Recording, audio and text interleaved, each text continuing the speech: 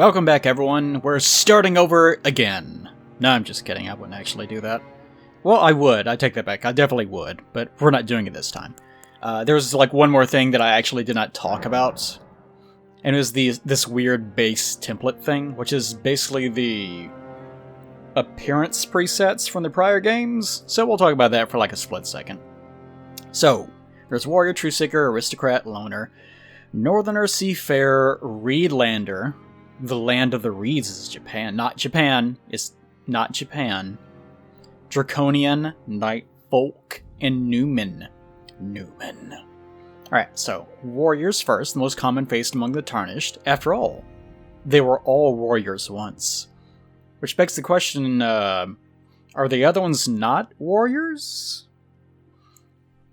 I'm not quite sure what they mean by this. Most common face, after all, they were all warriors once. So common faces mean that you used to be a warrior. I have no idea what they're talking about. So let's just ignore it. True Seeker. This is the face that if you seek truth, you just turn into this guy. The face of an austere pilgrim. There are many roads to truth.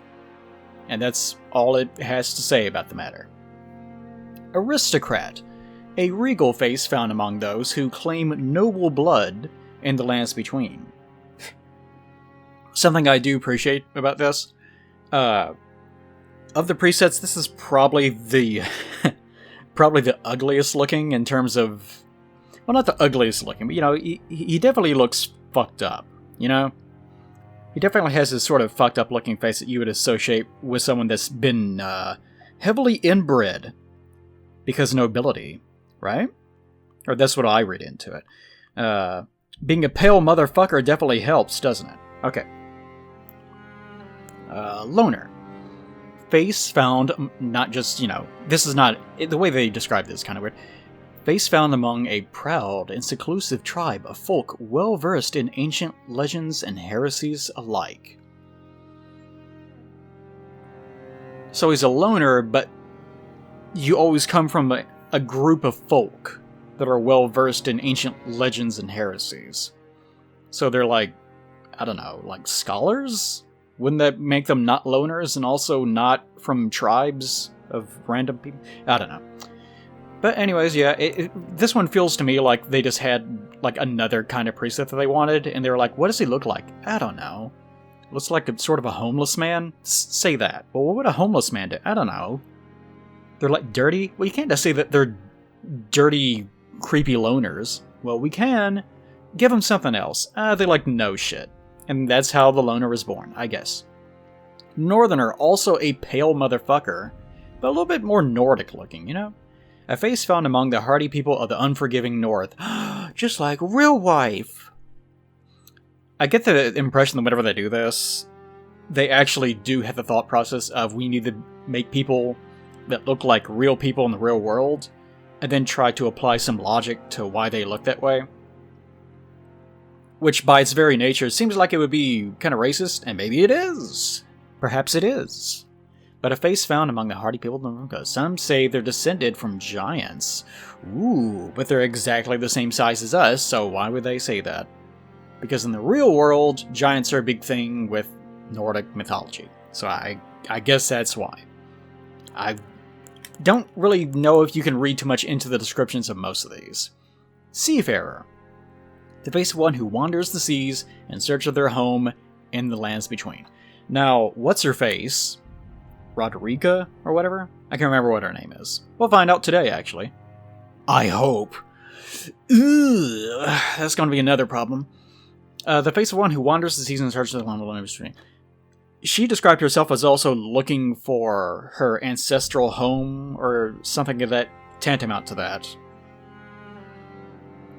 I'm used to trying to do these LPs from a place where I actually remember things, but my memory's been getting worse over time, and I don't know Elden Ring that well in the first place, so trying to analyze it is proving difficult in places.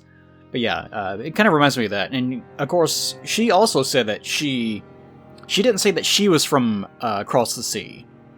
Although it is implied because all the people that were helping her she did describe as having come from across the sea.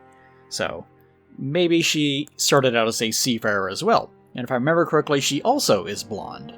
Yeah, could be. Reedlander. Why's he kind of got a little bit of chunk, though?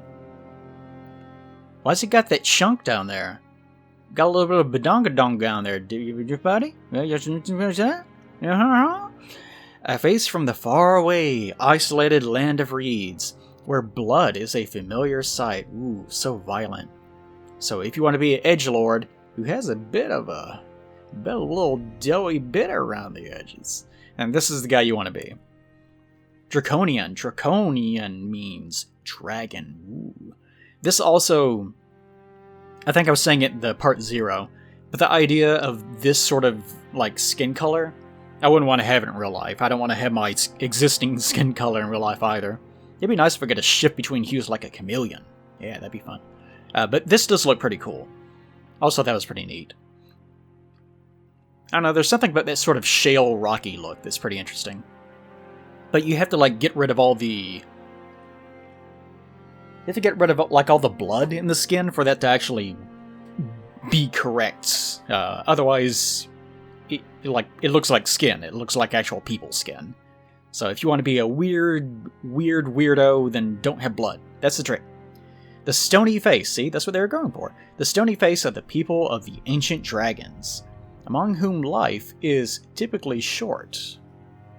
You think that someone that is supposed to be like a dragon would have a long lifespan, because that's one of their big things, is that they're big, they're just like lizards with wings on them, breathe fire, they love gold, and they're old. And they're assholes. Like that's the 6, did I say 6? That's the 6 like core tenets of being a dragon, especially the being an asshole part. Because they're always starting shit for no reason other than, well, I'm big and old. Mine, all mine. I don't care for dragons. Yeah, they don't live long, I guess. And that's all to say about them. Nightfolk, who look very similar to Draconians for some reason. Kind of shinier hair, though. Very shiny hair. Interesting. The features of those known as nightfolk. Few in number, they were said to bleed silver long ago. Now, bleeding silver, I don't know what that refers to, if anything. Maybe it's something that will be shown to us in the future. I get the impression that this template is really just mainly meant to show off the fact that now the character creator has the ability to make you very, very shiny. But it could be something lore related. It's probably both. Newman. The face of the Newman, supposed descendants of denizens of another world. Interesting. Long-lived, but seldom born. So, this kind of sounds like elves. But at the same time, he looks like the dirtiest man on the face of the earth. Like, kind of normal, like all young, handsome young men. And then, like, dirty old man. But then again, long-lived, so I guess he's supposed to look old. Yeah, why's he gotta look like that? The hair is the thing that really throws me off. Like, the whole long-lived thing, like, fine. Then again, I guess if you were, like, living 1,000 years, you would not care. Like, bro, what's the fucked up hair? Where'd you get a haircut? He does not care. Like, once you get older, you just stop caring about things. Then again, I didn't care about most things when I was younger either, so maybe I'm not one to talk. Wonder if... Hold on, let me... So long, Billy Midall. Type B. There we go. I wanted to see... Use base template. Yeah, I just wanted to look at the ladies. Ooh, hello there. Daddy-like. Let's see. Oh, this is strong. I've yet to make a lady. But I definitely will. Then again, this game kind of seems more oriented to having one character as opposed to the... Well, I might speak too soon. Even she has the exact same hair. That's amazing. She also does not give a shit. Okay. Pretty neat. The nightfolk version. Oh yeah, she, can I zoom in? Not really. Can't really. I would have to actually go to the... detailed appearance. Face. Yeah, she does have the, black, not irises.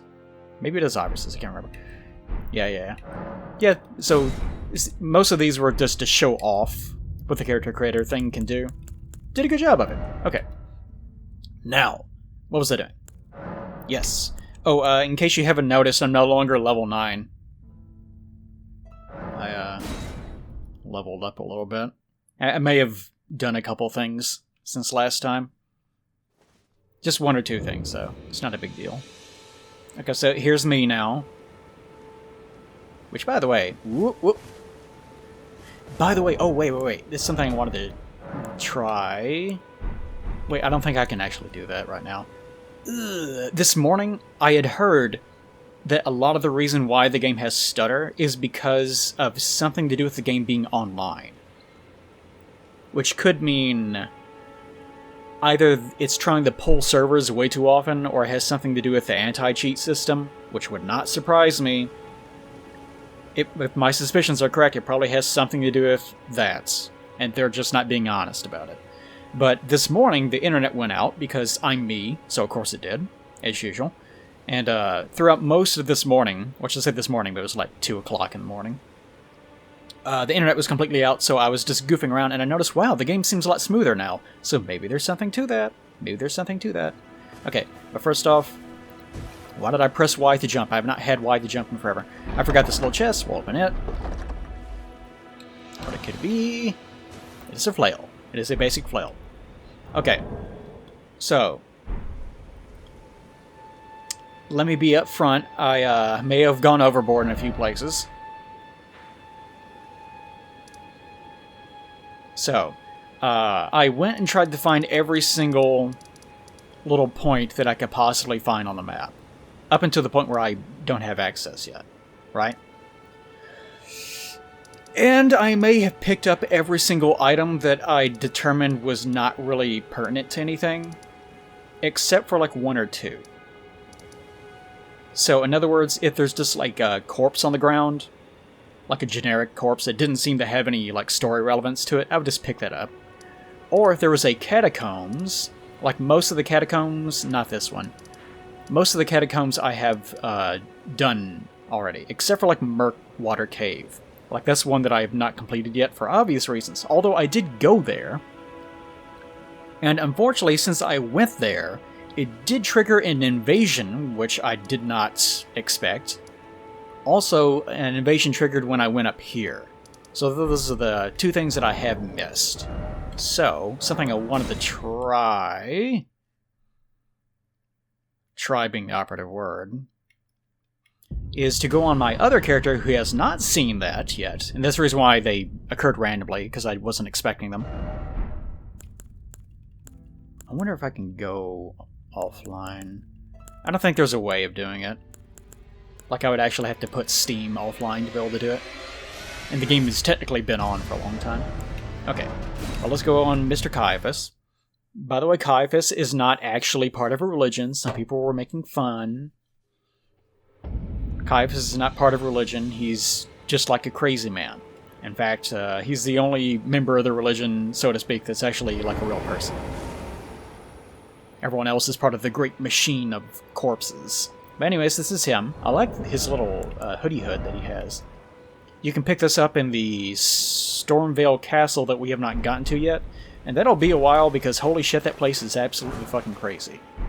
Riders. Alright. So I cleared out some of these little dudes here so that I can proceed on foot. And I'm hoping that this will... Hello. Oh, I'm hoping that this will actually trigger the invasion.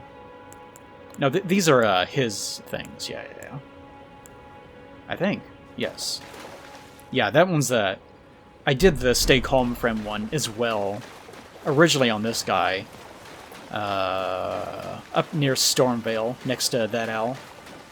But ever since the video came out, I have been noticing that... Why are you down here, Tumbleweed? Yeah, whatever. I have been noticing that I've been getting a lot more message ratings I guess because people recognized it. Although I'm not getting the invasion like I should have. Aha, there it is, okay.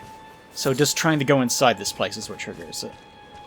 So we're invaded by Bloody Finger Nirgis. There he is. And he has a little bit of dialogue. Bloody Finger Nirgis. Also, this character is a faith user. And it's been a while since I've used a spell.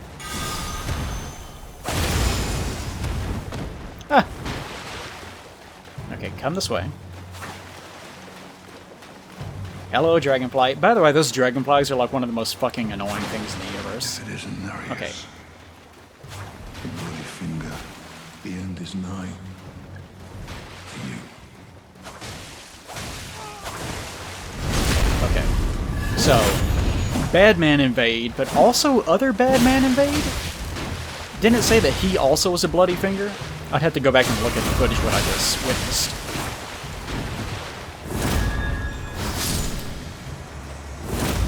Look how cool I am.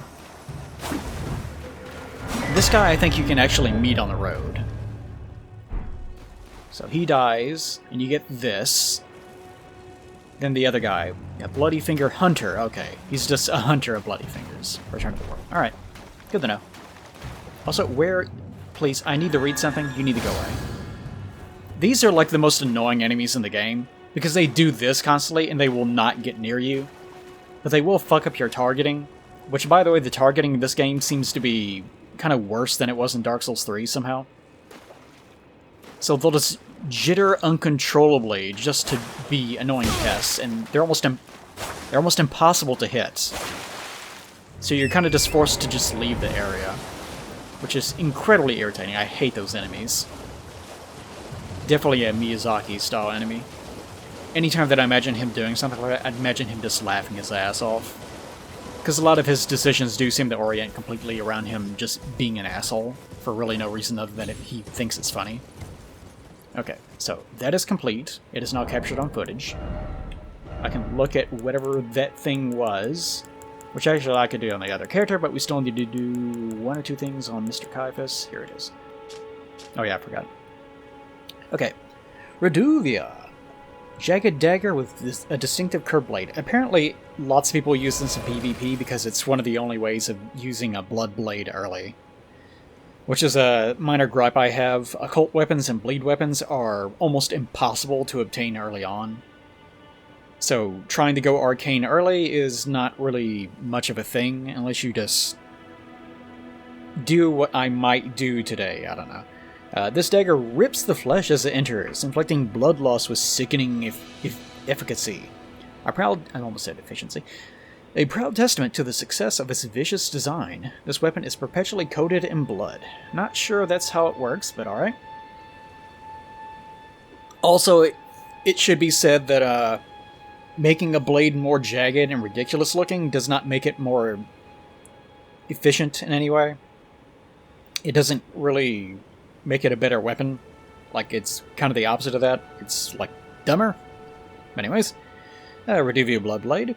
Slash with a wicked dagger, transforming its never-drying bloodstains into airborne blood blades it calls hemorrhaging. Can be fired in rapid succession. So if you allow that dickwad to live long enough, he will just start spamming that, and it's really quite irritating. Okay, I think I'll do the same thing for up here. Probably be easy to start from here. And then also there's like one more thing that I want to show you, because I went to, we'll ignore that guy for now, Mr. Pumpkinhead. There is a single fort that I went to that did have a unique enemy inside of it that I did kill because I really wanted what he dropped. And I was very impatient. But you will see him, so it's okay, my darlings. Plus, this character is lower level now than my LP character, miraculously. So it's like you're seeing it for the first time. It's like I'm being honest, but it's not at all. A lot of the slowdown that I'm personally experiencing is related to the fact that I'm having the Bandicam record this at the same time. Also, forgot about you. Yeah, there's a weird little room guy that just explodes. Here's some annoying wolves. Goodbye, I hope. Definitely don't want to have to deal with you right now. But since you're here, I can't really access my map, which means... I think they're... Here it is. Okay, right here. Also, my monitor has this weird... Since I have to use 3 monitors because I'm an artist, one of them is technically the Cintiq, which no one does such a thing as make a Cintiq monitor. Here we go. Recusant Henricus. But he is here. Hello, Recusant. Well, I guess game's just going to ignore me telling it to roll. Hahaha. I'm cool. Apparently people jump a lot in PvP as well.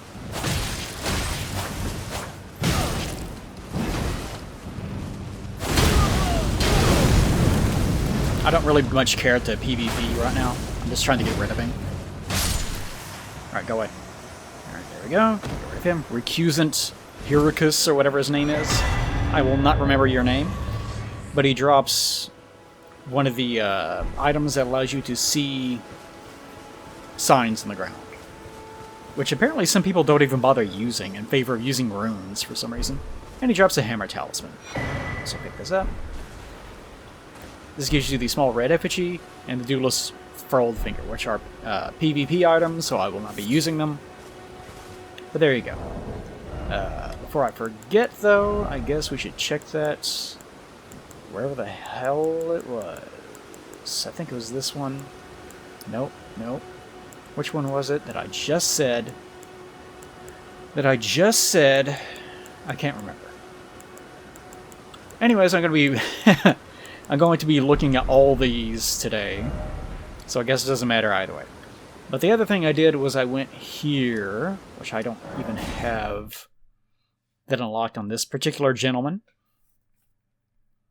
But it won't take long to get there, and I'm not going to be fighting this thing because it is a pain in the dick. Don't much care to. How did I get down here? Did I just trap myself?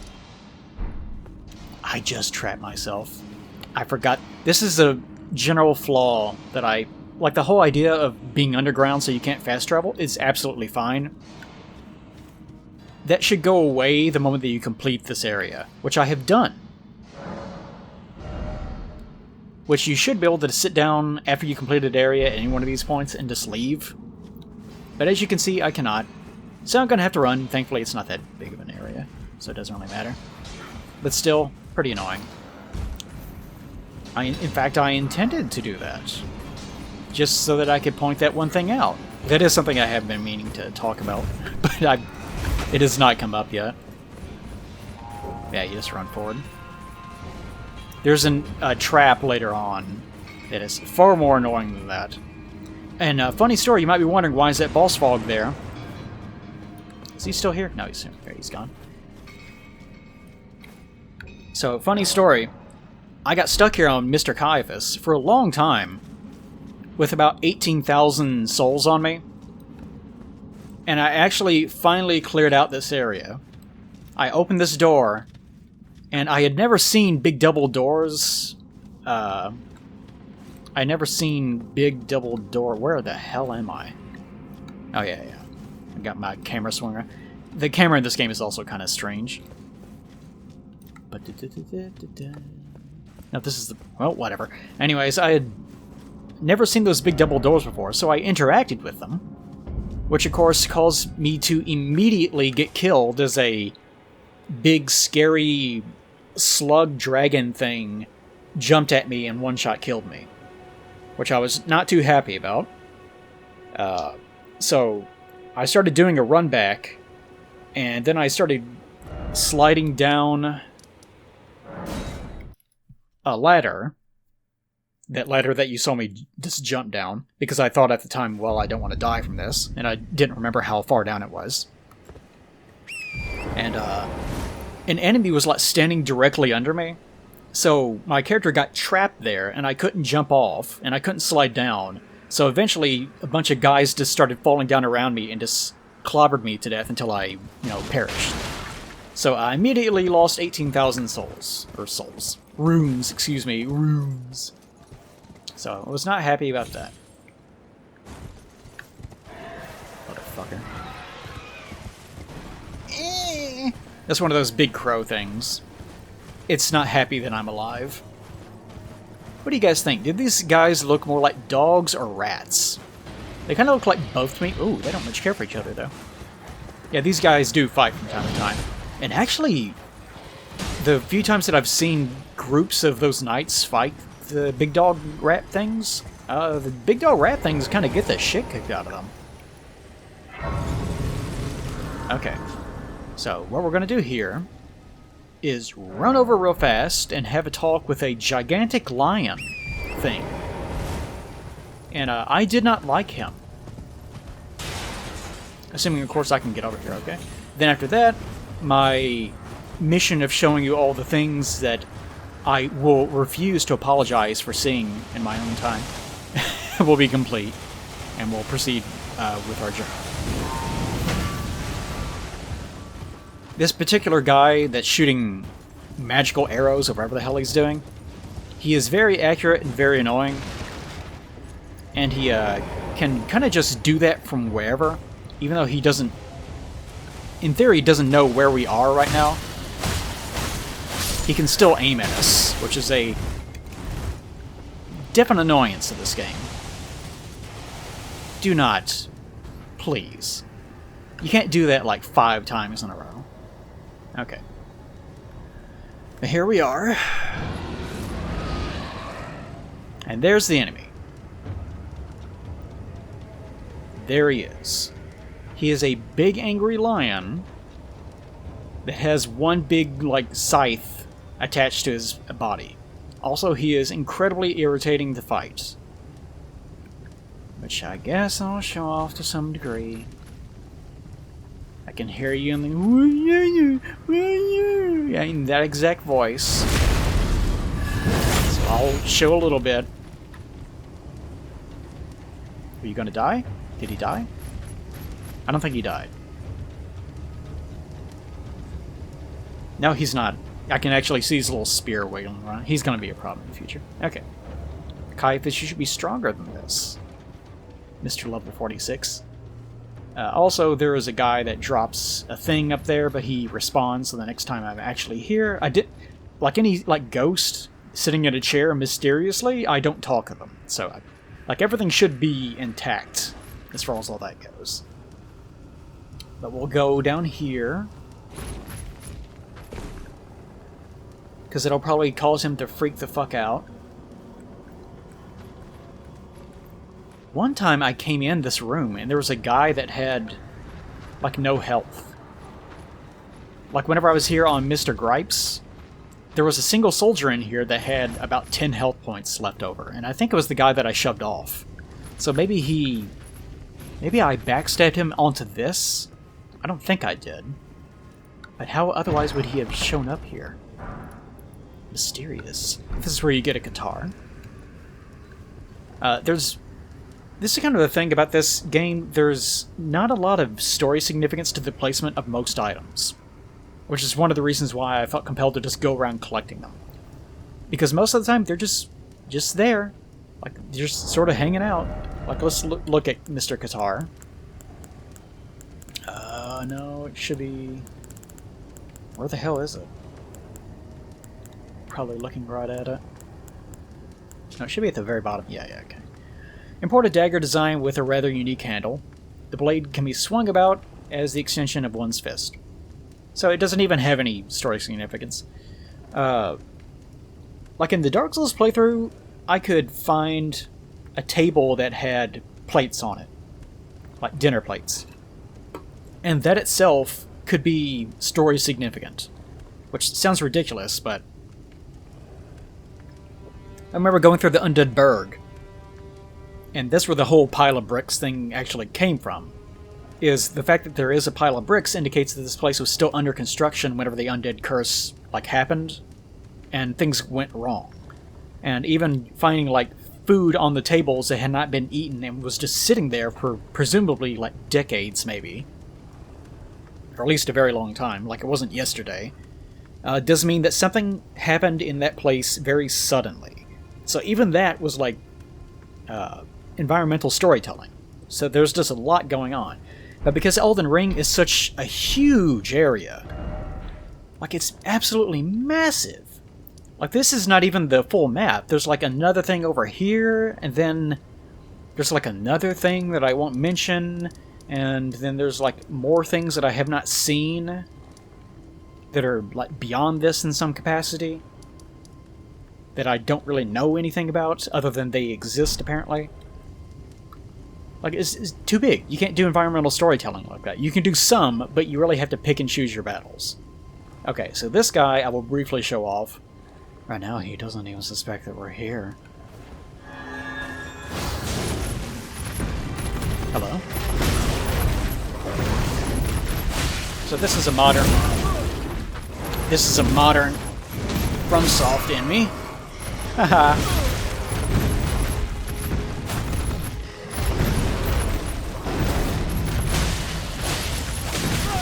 Concentrate for a moment. I'm probably gonna die, but I don't care. But you can see he's incredibly annoying. Another modern FromSoft enemy that just jumps around, spams attacks like crazy. And there's one more thing I wanted to show off because this greatly got on my nerves whenever I was having to deal with him. Because whenever I showed up here, I was actually fairly low level. Mr. Gripes might be like level 100 hojillion now, but he wasn't always such. Let's see. No, not that one. As well. Don't think I'm going to do anything with this, but all the same. He input reads. He input reads like crazy. So if you try to throw anything at him... So I, like, poisoned him briefly, but I didn't have enough items to actually finish him off this way. But he'll always do that. Even if he can't see you, and you're like... I tested this, even if you like fire at the ground or something, but your line of vision in theory could still intersect with him, he will input read and jump away. Because he's just hard-coded to be a little bitch. Fuck you, Mr. Lion Man. I don't have it on this character, obviously, but yeah, he drops a specific sword art that I wanted to try. So after he dies, we'll go back. We'll just leave Caiaphas here to deal with his own problems. With his mere 38 hours of playtime. What a joke.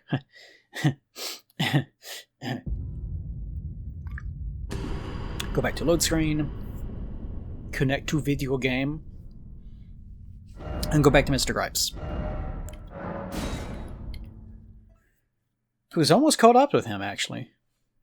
Okay, so... that horse has buck teeth. Anyways, okay. So here we are. Unfortunately, since I've collected so many things, now there's a lot that I could potentially talk about. And almost all these things are from areas where it didn't matter where you found them. Like there's specific things like this Fort Greatsword that dropped from little bitty stone gargoyle enemies, which I can't remember if you've seen in this playthrough yet. Or, let's see, the Dismounter, which I have another one because I was killing those guys earlier. Those drop from very specific enemies that are, like, right around here-ish. Like, there are other places too, but they're, like, generally in this area. But that's about it. Like, for the most part, you can just find a lot of these things just anywhere, almost. Great Mace I picked up from... a camp up right. No. Come down. It's like right here-ish. Like there's an enemy camp that's right around here. One thing that I do need to do is go into my map and start placing map markers everywhere. Not these, but like my own personalized markers. Also, you might be wondering where I got most of my experience from. Just, good old-fashioned work. Just, putting the hours in, There's a lot of combat experience. Just very ardent, adamant focus on improving myself. And nothing else. Okay, So one thing that I do need to do is go over all the items that I've collected, which is going to take a while. And also, more importantly, I need to collect an item from, I think, here. And where's the other one? It's in another fort. Message of priest. There's another fort here. No? Here. This one. Okay. This one's going to be more of a problem. Because this particular fort is fucking crazy. Let's go there first. That'll be fun. It'll be good to be angry this early. Which, thankfully, I know enough about this particular area that I can get through it more easily by running like a coward. But all the same, it would be incredibly irritating. Never mind what is going on here. The important part of this is that there, if you remember from the prior parts, what I was trying to do is showcase that you can get almost anywhere in this game fairly quickly. Supposedly, this whole area is the mid-game. So all this, tutorial, tutorial. Which is part of the reason why I don't feel too bad about running around picking up basic items and quote-unquote completing the areas early. Because there's, like, are you really going to spend 80 hours at level 15 doing all this shit? That's one of the general problems I have with this game. It's not much of a big problem, but you can tell, even like in this area up here, and even over here for the most part, except for this area, the runes that you get from doing almost anything are just really, really low. You get almost nothing for it. So they really want you to have to just grind all the way up to this point, and then you have to like prove your ability to get in, usually by either fighting a boss that's up here, or at least fighting some of the most difficult enemies that are very specifically placed, which would be here and that other fort. And then you will be allowed passage to the mid-game. And then after that, your like runing comes sort of improves. It doesn't explode, but it improves quite a bit. So yeah, kind of a thing. Okay, by the way, in the process of remember, part of the reason why I wanted to have high arcane, and by the way, I see my stats over there. I was trying to get to 20 across the board, aside from intelligence and faith, but didn't quite make it. Faith, I'm also going to have to get up to 20 at least, or something close to that. I still don't know what my final build is going to be. And people have done testing already that have determined that actually one of the thresholds is actually 20 points in most of these stats. So me just guessing that actually turned out to be completely true. So it's a good idea to have 20 in everything. So I guess in the old problem of what class to start with, their solution has been try to encourage the player to have a somewhat high amount in every single stat for some reason. Except for intelligence and faith, I guess. Although they might be expecting everyone to have a spell of some sort, so maybe they're encouraging that as well. I don't know. To me, that's not really the correct way of going about it, but it is what it is. So, what my build will eventually be, I have no idea. But anyways, one of the things I had to do is get 2 of these like armor pieces, because there is a tailoring thing, and these are distinct pieces.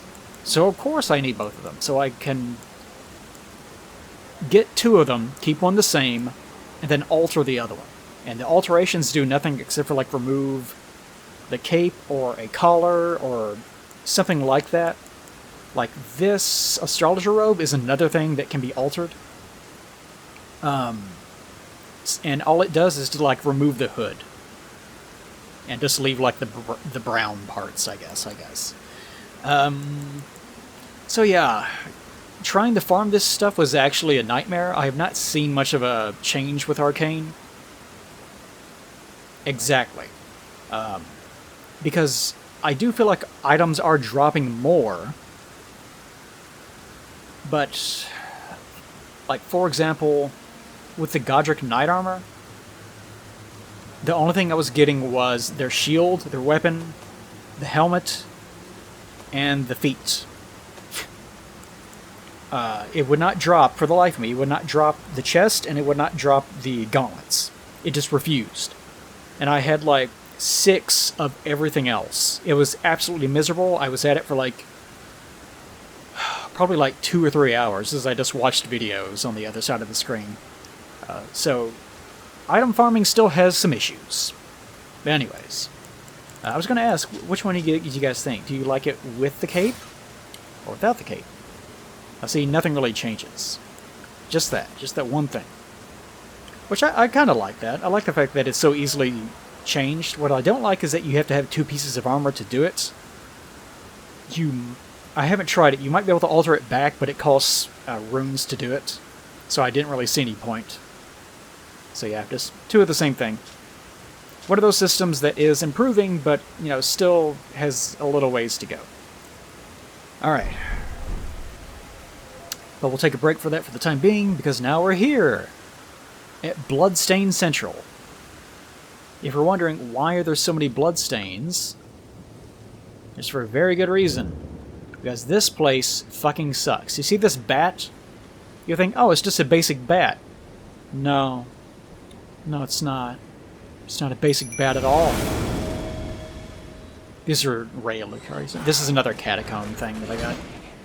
So these are, like, pretty heavily leveled dudes as far as... I haven't upgraded any of my summons because we haven't had a chance to talk to Roderica. But you notice this guy has a lot of health. But this is actually the weakest bat in this area.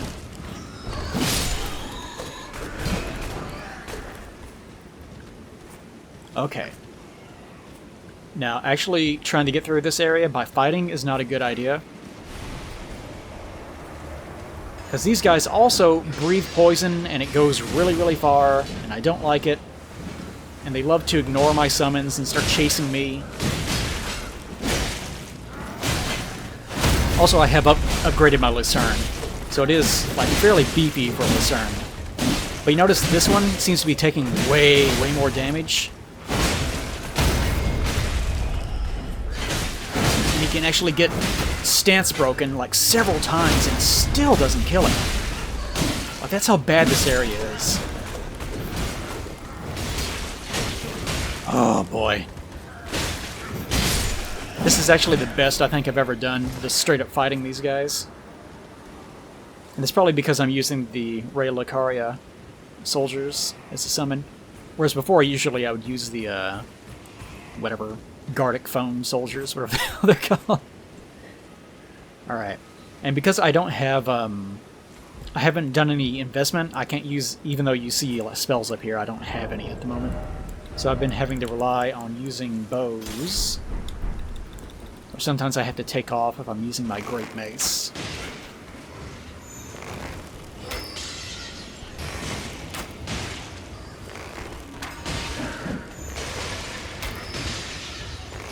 These guys are very dangerous. You've only seen them use the, like, 1 or 2 moves.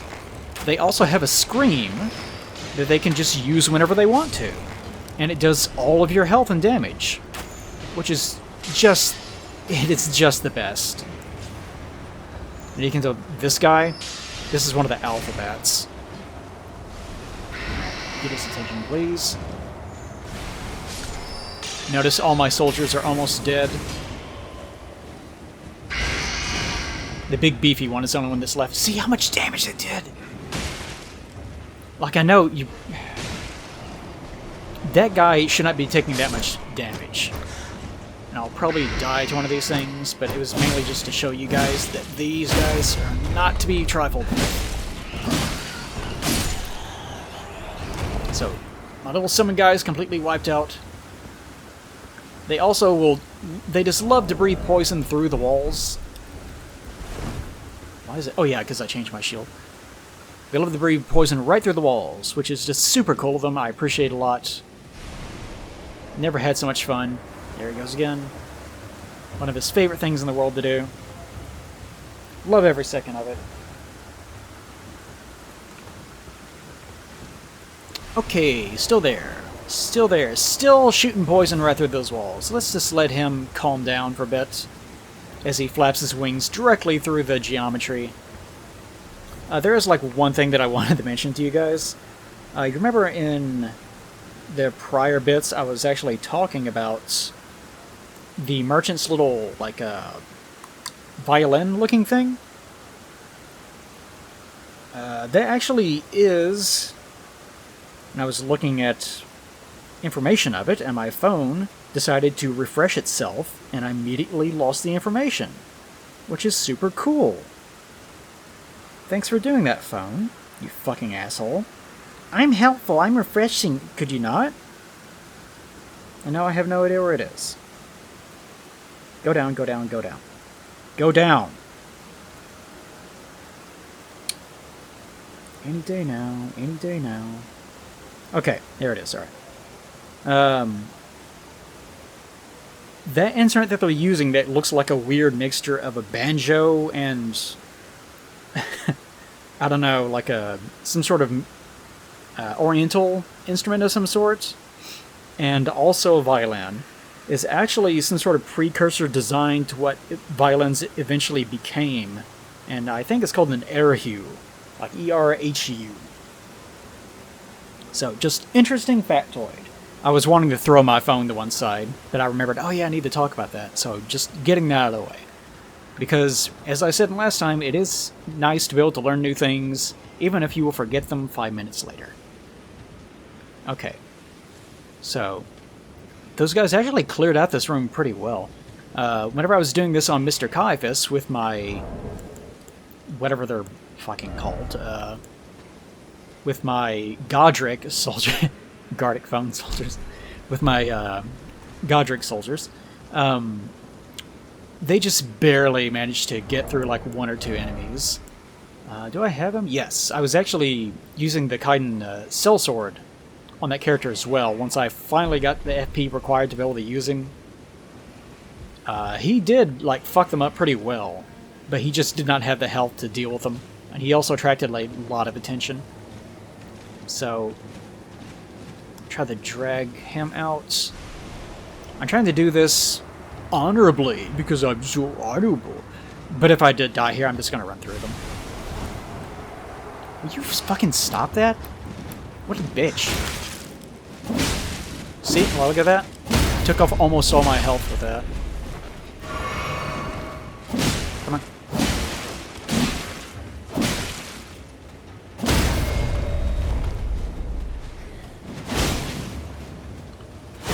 Concentrate on what I'm doing. Oh, that's bad.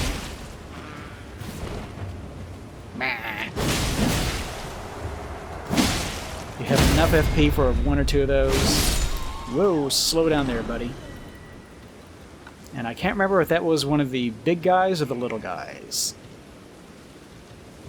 Okay. And that leaves you.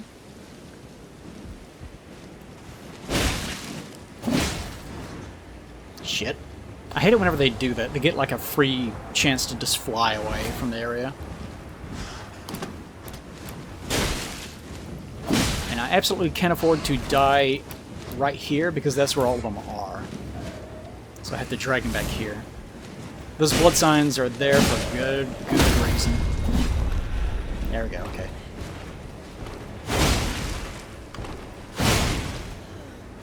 I do appreciate that some enemies are like vulnerable to strike finally. But these are not one of them.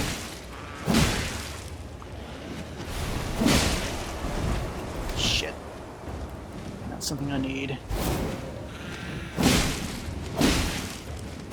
This is the easiest time I've had with these guys. How did he damage me at the end? That is something I kind of get tired of in Elden Ring. It's just enemies that just get a free hit on you just because they want it. Like, you're in the middle of just kicking the shit out of them, they'll just hit you. Just because. Because fuck you. As you might remember, I have said in the past, I don't like taking damage in video games. Oddly enough, the one time I don't mind it is if there's like a build that revolves around, like, regaining health really easily, or tanking all the damage. and recouping it afterwards. Like, via some means that it's free. So, anyways. After you get through those bats, you climb up here, and then it's just right here. Dectus Medallion. Like, one half of the thing that you need to progress through the game is just here in this random-ass tower. But I guess those little bats are just there to try to prevent you from being too gung-ho about it. But yeah, since they're hanging up in the rafters asleep, and there's like a few of them that are on the ground eating, you can just run right past them. So, let's take a look at that. If I can figure out where exactly it is. There are so many things. Aha, join medallion stopper at grand left of dectus. Right half of a split medallion depicting the Erd Tree. Brandishing the medallion with both halves conjoined will activate the grand lift of dectus, connecting the Atlas Plateau to Liurnia. So we're trying to get to the Atlas Plateau, because Liurnia is the lake area. The left half is said to reside in the coastal fort Hyatt to the far west. So, if you find one of these, it just tells you where the other one is. So, I guess that's a way of, like, mitigating the bad luck. Because if you... like, it could be anywhere, right? Assuming that you're not using the internet for whatever weird reason, which with this game you better be, this is their solution to that problem. It's just, the game just tells you as long as you are lucky enough to stumble upon one of them. Because if you were to search every square inch of this game, you would be here absolutely forever. Which is one of the reasons why I'm trying to hurry through a lot of this. So to that end, there is this area that's left, but there's a bunch of angry ghosts down there. Which I was just barely able to kill all of them on my own. On my other character. And then you have to drop down to some angry rats and deal with them as well. So that's something that I'll probably come back to offline. Not offline, but, you know, not recording. I can't remember what exactly it is the rat has. It's not that item. That item, I think, is just like generic runes or something. It's actually this one right over here. That one. Which, actually, I probably could just see what it is. There's actually several things I need to get done today that I completely have forgotten about. I think that would be Radagon's Source Seal, which is a talisman.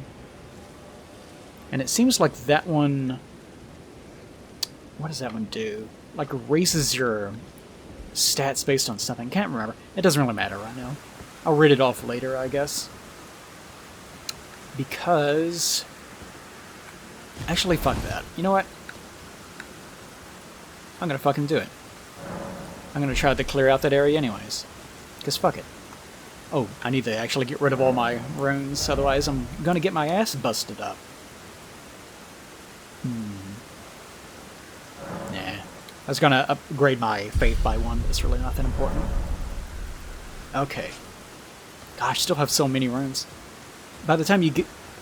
eventually, we will get to the point where runes are not really much of a problem, from what I'm told. They still sort of are, right now. When you first start the game, boy are they. They're a big pain in the ass, in fact. So, run through the area. There's a number of things that I want to get done today. Well, I don't know if I'm going to get all of them done. Because we're already, like, almost an hour in. God, they actually almost poisoned me. A bunch of fucking assholes.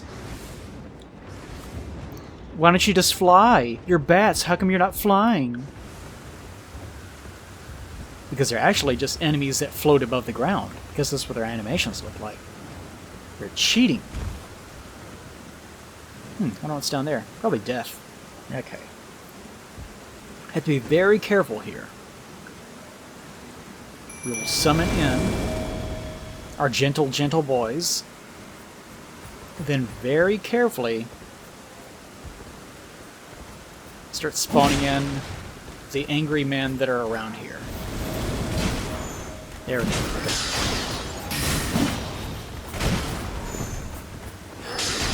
Shit. These guys, you can actually kill them fairly simply because they're just the basic soldiers. Whoa! Calm down there, Bandicam. I got a huge amount of slowdown. Actually, doing it this way was a bad idea. That was a bad idea. Because there were too many of the summons. Last time I did this with the sellsword, so just having the one dude was actually a much better solution. Them wandering around actually caused too many guys to spawn in. So now begins the endless cycle of runbacks. By the way, anytime that you see this weird fire stuff, I still don't know what exactly it is, but it is very apparent that the reason why it exists at all is because it's used to block off where the scarlet rot is forming. Or it was an attempt to anyways, because you can see somewhat, usually, that whenever you see one of these things, the terrain does seem to start getting better. Not quite here, though. Although here, I imagine it was for the sake of trying to protect this fort area. Although why exactly it's in this particular shape, I don't know. But eventually I'll have to come back to this area so I can analyze it more, but that's going to be far off in the future. For now, I just want to make sure that this item is collected, otherwise I'll get into the trap of forgetting about it and collecting it and not knowing where it came from. Don't. Alright, good. I also want to... Are you kidding me? How? How the fuck did they do that? Well, thankfully, since my last session, I have figured out how to make those things. One of the things I've been doing is running around collecting cookbooks. Okay. Now this time, not big group of guys that are kind of weak. It'd be nice if I could summon this dude. I don't have the FP for it, though. 104. How much do I have? 906. We're almost there. Not quite, though. But this guy's pretty effective, if I remember correctly.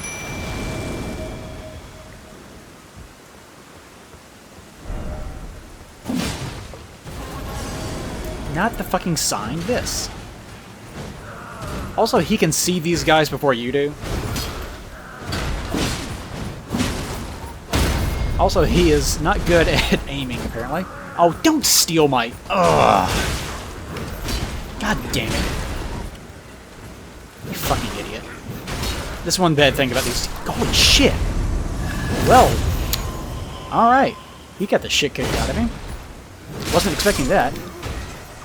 Also was not expecting that.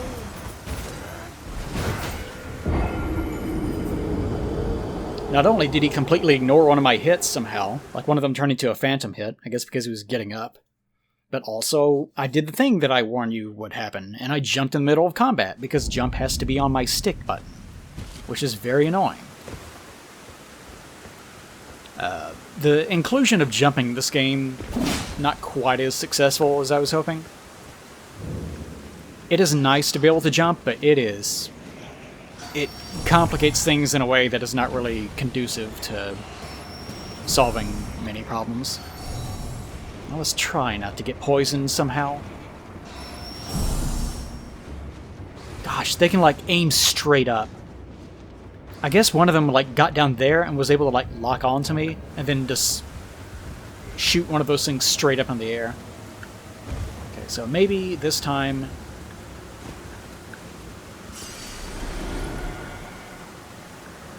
which one was it? I think it's the one in the back. I also don't think there's actually anything really around here. But you can tell the difficulty in Elden Ring is very strange. Because there are many enemies that are just, they're not a problem. They're just not a problem at all. Stay there. Don't freak out. Right here. There's going to be a guy right here. If he will actually spawn, don't walk ahead of me. There. You could actually see... You could actually see his collision happen. God, another thing that's kind of annoying about the summons. Well, there he goes again. Another thing that's annoying about the summons is that they will,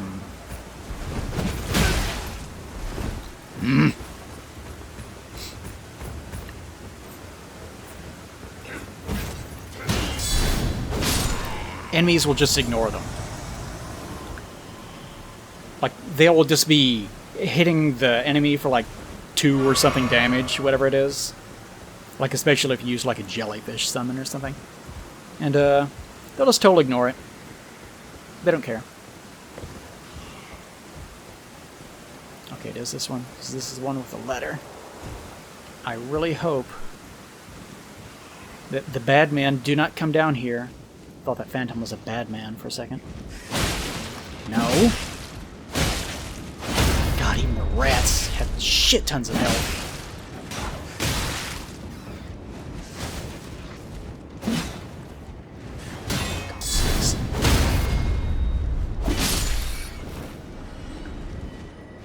And you can tell that we're going to have to not fight the big rat. That will be a problem. But this is generally how I've been playing the game on all my characters. It's very slow, very carefully, very methodically doing everything. I'll try to get rid of this rat.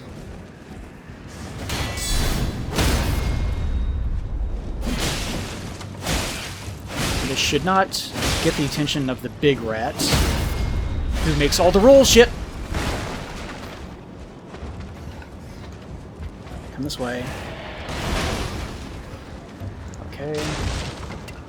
There we go. Now, get their attention again, and they should just fall right off, because they're dummies. There we go, okay. That was the plan I enacted last time, which I thankfully did in one try. Otherwise, would not have worked out. There we go. Radagon Source Seal. Mission complete. Ooh, okay. Next thing we need to go. We're to Fort Hyatt. But before that, let's all experience the joy of reading every single item in the game. That's right. I can't remember if I actually went over this stuff. Flask of Crimson Tears. Sacred flask modeled after a golden holy chalice that was once graced by a tear of blessing. I can't remember where we got this. I think we just wake up with it after we get downed from the tutorial area. Huh. Filled with Crimson Tears, this flask restores HP with use. Rested ascending the one washed up on the gravesite was sure to die until this flask offered its gift of rejuvenation to seek the Elden Ring. The one washed up on the gravesite. I guess this is referring to us, but this is a very stilted sentence. The one washed up on the gravesite was sure to die until this flask offered its gift of rejuvenation. Okay. So I'm guessing it's implied that this is the thing that kept us alive, even though we're sort of not alive. I'm just still not quite sure what exactly that is meant to be. Also, it does not have distinct descriptions for both of these at the same time, which, I don't know, maybe that means that they're actually the same thing. But this one doesn't have anything in it right now. So, Flask of Wondrous Physic. I forget where the hell it is that I picked this up. I think it was actually somewhere around here, I think. It doesn't really matter because there was no environmental storytelling associated with it, but all the same. A relic of the Physic Chemists, priests of the Erd Tree. Harnesses the power of crystal tears, which only form after the passage of many moons. Where do they form? Why do they form? Not going to tell me, okay. Various special effects are bestowed upon the drinker, dependent on the specific mixture of crystal tears. Basins are placed at the feet of minor Erd trees throughout the lands between in order to collect their crystallized tears. Okay. So basins are placed underneath the minor Erd trees, would be like that. Not that, though. That's the biggin. That's the biggin. which supposedly is also like in the process of maybe dying. I don't know. It's kind of hard for me to piece that together. But all the little bitty ones. And presumably, maybe also the...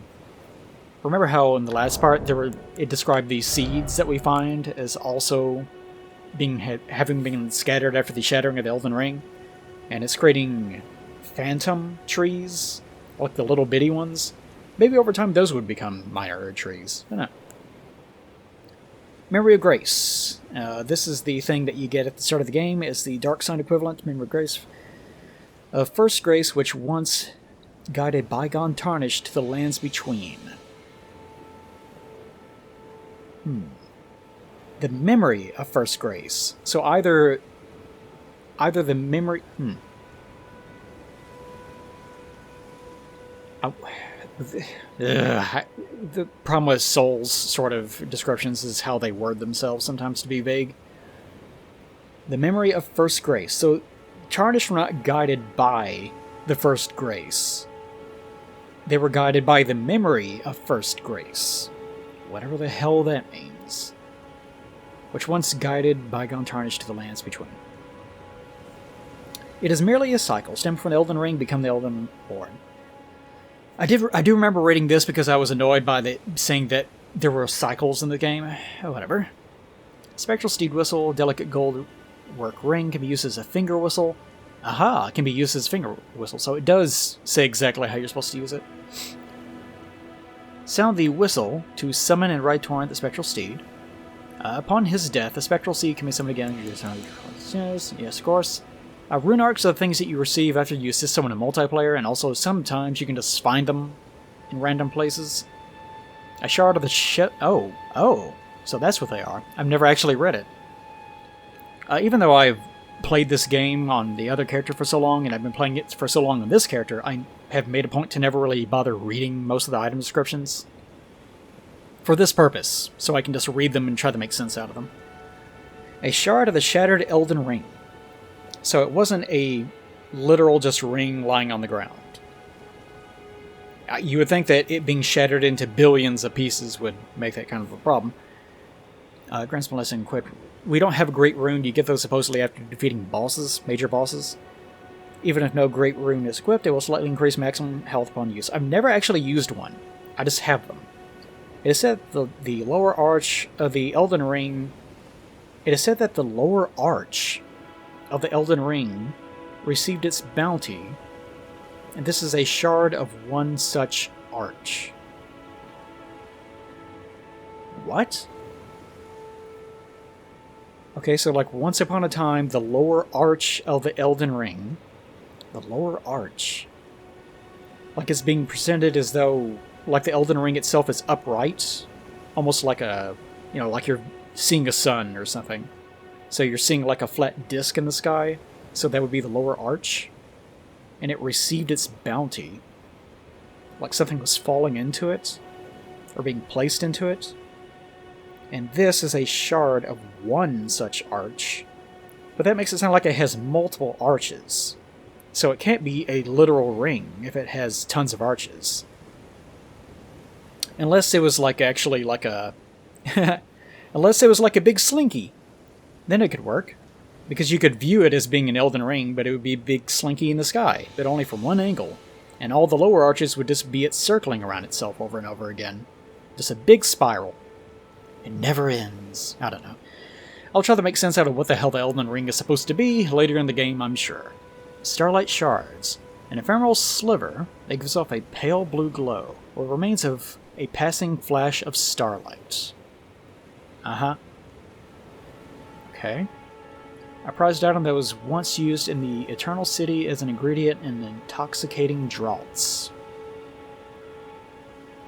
Okay. Not much to go off here other than the knowledge that even light itself can somehow be translated into a physical form. Which it seems like in this setting, lots of things can go in and out of different shapes in different states of matter. So I guess that tracks. This is the thing I used earlier to get rid of that poison. You can craft these. Green boluses made from cave moss. Alleviates poison buildup. Poison accumulates gradually, becoming an effect once the threshold is reached. Poison always so no story significance at all. Scarlet Rot. Same thing for Scarlet Rot. Same thing. Greatly lowers HP in steady increments. So Scarlet Rot and Poison seem to be generally the same exact thing, except Poison is not quite as effective, and also it's steady. Where Scarlet Rot is just like bam, bam, bam. And after you get it, you die in like, I don't know what, 6 or 7 seconds. It's pretty quick. Blood loss. Blood works the same as it has in the past. You take a certain amount of damage, you just flat out lose all of it all at once. So Scarlet Rot is like the in-between of all these. Okay. Take one of these in a timely fashion to avoid such an event. So you have to take it before it happens, obviously. I like purple. Light purple boluses, made from cave balls. Prevents buildup of sleep. I've never seen an enemy that causes sleep, ever.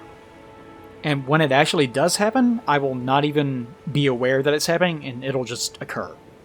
So I will die whenever that happens. Spellproof dried liver. A cured animal liver dried out after pickling in a blue medicinal solution. I only have one of these, so I must have found it somewhere, but I don't know where. And I'm absolutely positive that wherever I found it was not really important. Temporarily boost magic negation, provide damage. Okay, so most of these have nothing to do with anything. Although they do have a little bit of a, like, basic understanding how the world works, I guess. You will notice that there's a lot of cured meats and, like, pickling of feet. There does seem to be an ongoing theme of reusing what you find in the world and it becoming something new or being used for some other purpose. And a lot of them, even though this says it's cured meat, it almost looks like it's made of wood, which I guess cured meat sort of looks that way, but, you know, whether that means anything or not, who knows. For now, anyways. Higher immunity helps them get Scarlet Rot. So is this just the same thing? Yeah, I guess so. It's just a general purpose one. Pickled turtleneck. I don't have many of these because I don't like hurting my poor little turtle friends. Nutrient strength of body. Practically boiling out endless power. Stamina recovery. So you take these, so they're the little flower things in the previous games. I don't remember what they're called. Exalted flesh. So we've already read that because that's from the pot boy. Consider delicacy in the Badlands.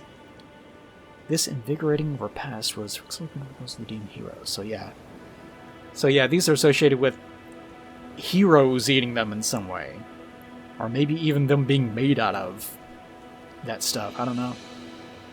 Whether Potboy has it going on or not, I don't know yet. Four-toed foot of a fowl pickled and served in this solution.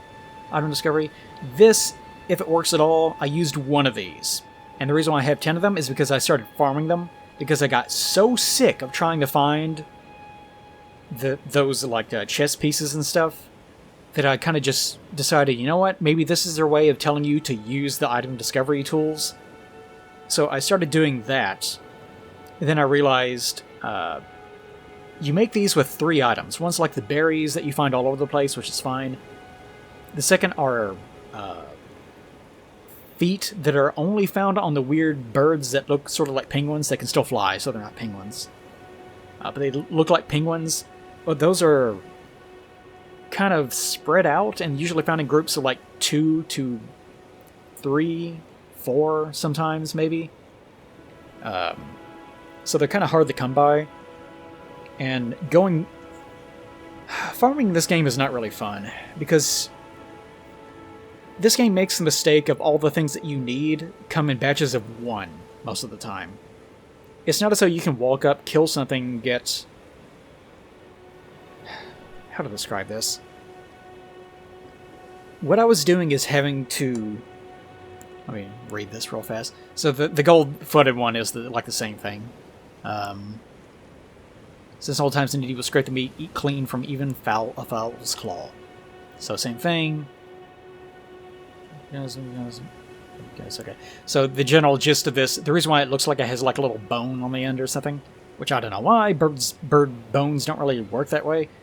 Just hard times, I guess. Since the old times needy would scrape clean. Why they mention that, I'm not really sure. I guess it's just because the idea is that they're seen as being lucky and associated with item discovery because you're getting everything that you can from an item. You're letting nothing go to waste. So it's something that's associated with people that are really hard-assed about it. Business discovery rooms. So this is used for increasing your room count.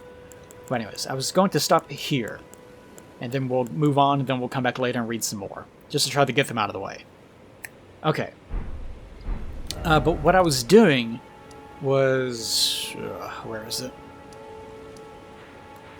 No, it's not down there. Church, north.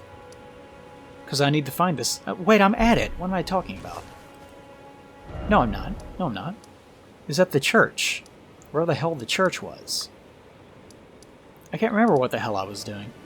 Oh, no, it was here. It was here. I keep thinking because the coast is so far away they couldn't have been at. Yeah. I would spawn here at the third church of Marika. Then I would ride south. Oh, this is just like coast. No wonder. Not much of that is actually there. There's like rocky outcroppings right here. And a bunch of those little penguin dudes are up there. So I would be killing them. And I would kill 2 groups of them, and the third group is like so far away that it's not worth a bother. So I'd kill 2 groups of them, warp back, ride over here, kill 2 groups of them, warp back, go kill 2 groups of them, warp back, and just do that over. It's so mind-numbing. I hate the farming in this game. For, like, items, it is so miserable. But all the ingredients and stuff that you need for the crafting recipes are just so... They require either so many items, or the method of obtaining them is so precise and so, like, resource intensive that it takes absolutely forever to get it done. And the other one was, there's little silver fireflies that you have to get, and I think it was a Groveside Cave. Even, I was equipping a beach repellent torch, which made sure that wolves did not bother me. And even then, you go in, collect like 6 of them, I think. Then after you collect 6 of them, do it this way. Then you would have to walk back because you can't teleport inside of a cave. Walk back to the bonfire area, sit at it, go kill the wolves, well, ignore the wolves, run past the wolves. You could kill the wolves, I guess. Here's some of those little fuckers now. Go collect them again, run back, go collect them again, run back, go collect them again. It is just absolutely miserable. I hate it. I absolutely hate it. So, farming this game could be better. There are some games that behave a little bit differently. I don't know, but what do you guys think? You can do it like this game, where there's a very specific spot, and you just have to keep resetting it over and over and over again, but you can do that. Then there's other things where maybe they'll appear once every daily cycle, but you have no control whatsoever over the day. I'm not saying I like this, I'm just saying it's a possibility. And there will be something that will appear... Shit. Oh, 2 hits, okay. Here's something else. Yeah, there is. Oh, shit. I thought you were not going to be here.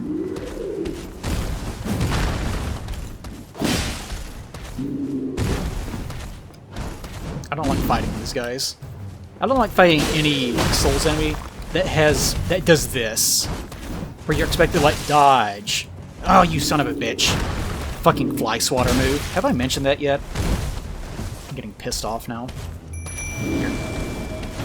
Deal with him, please. Go away. God, I fucking hate these things.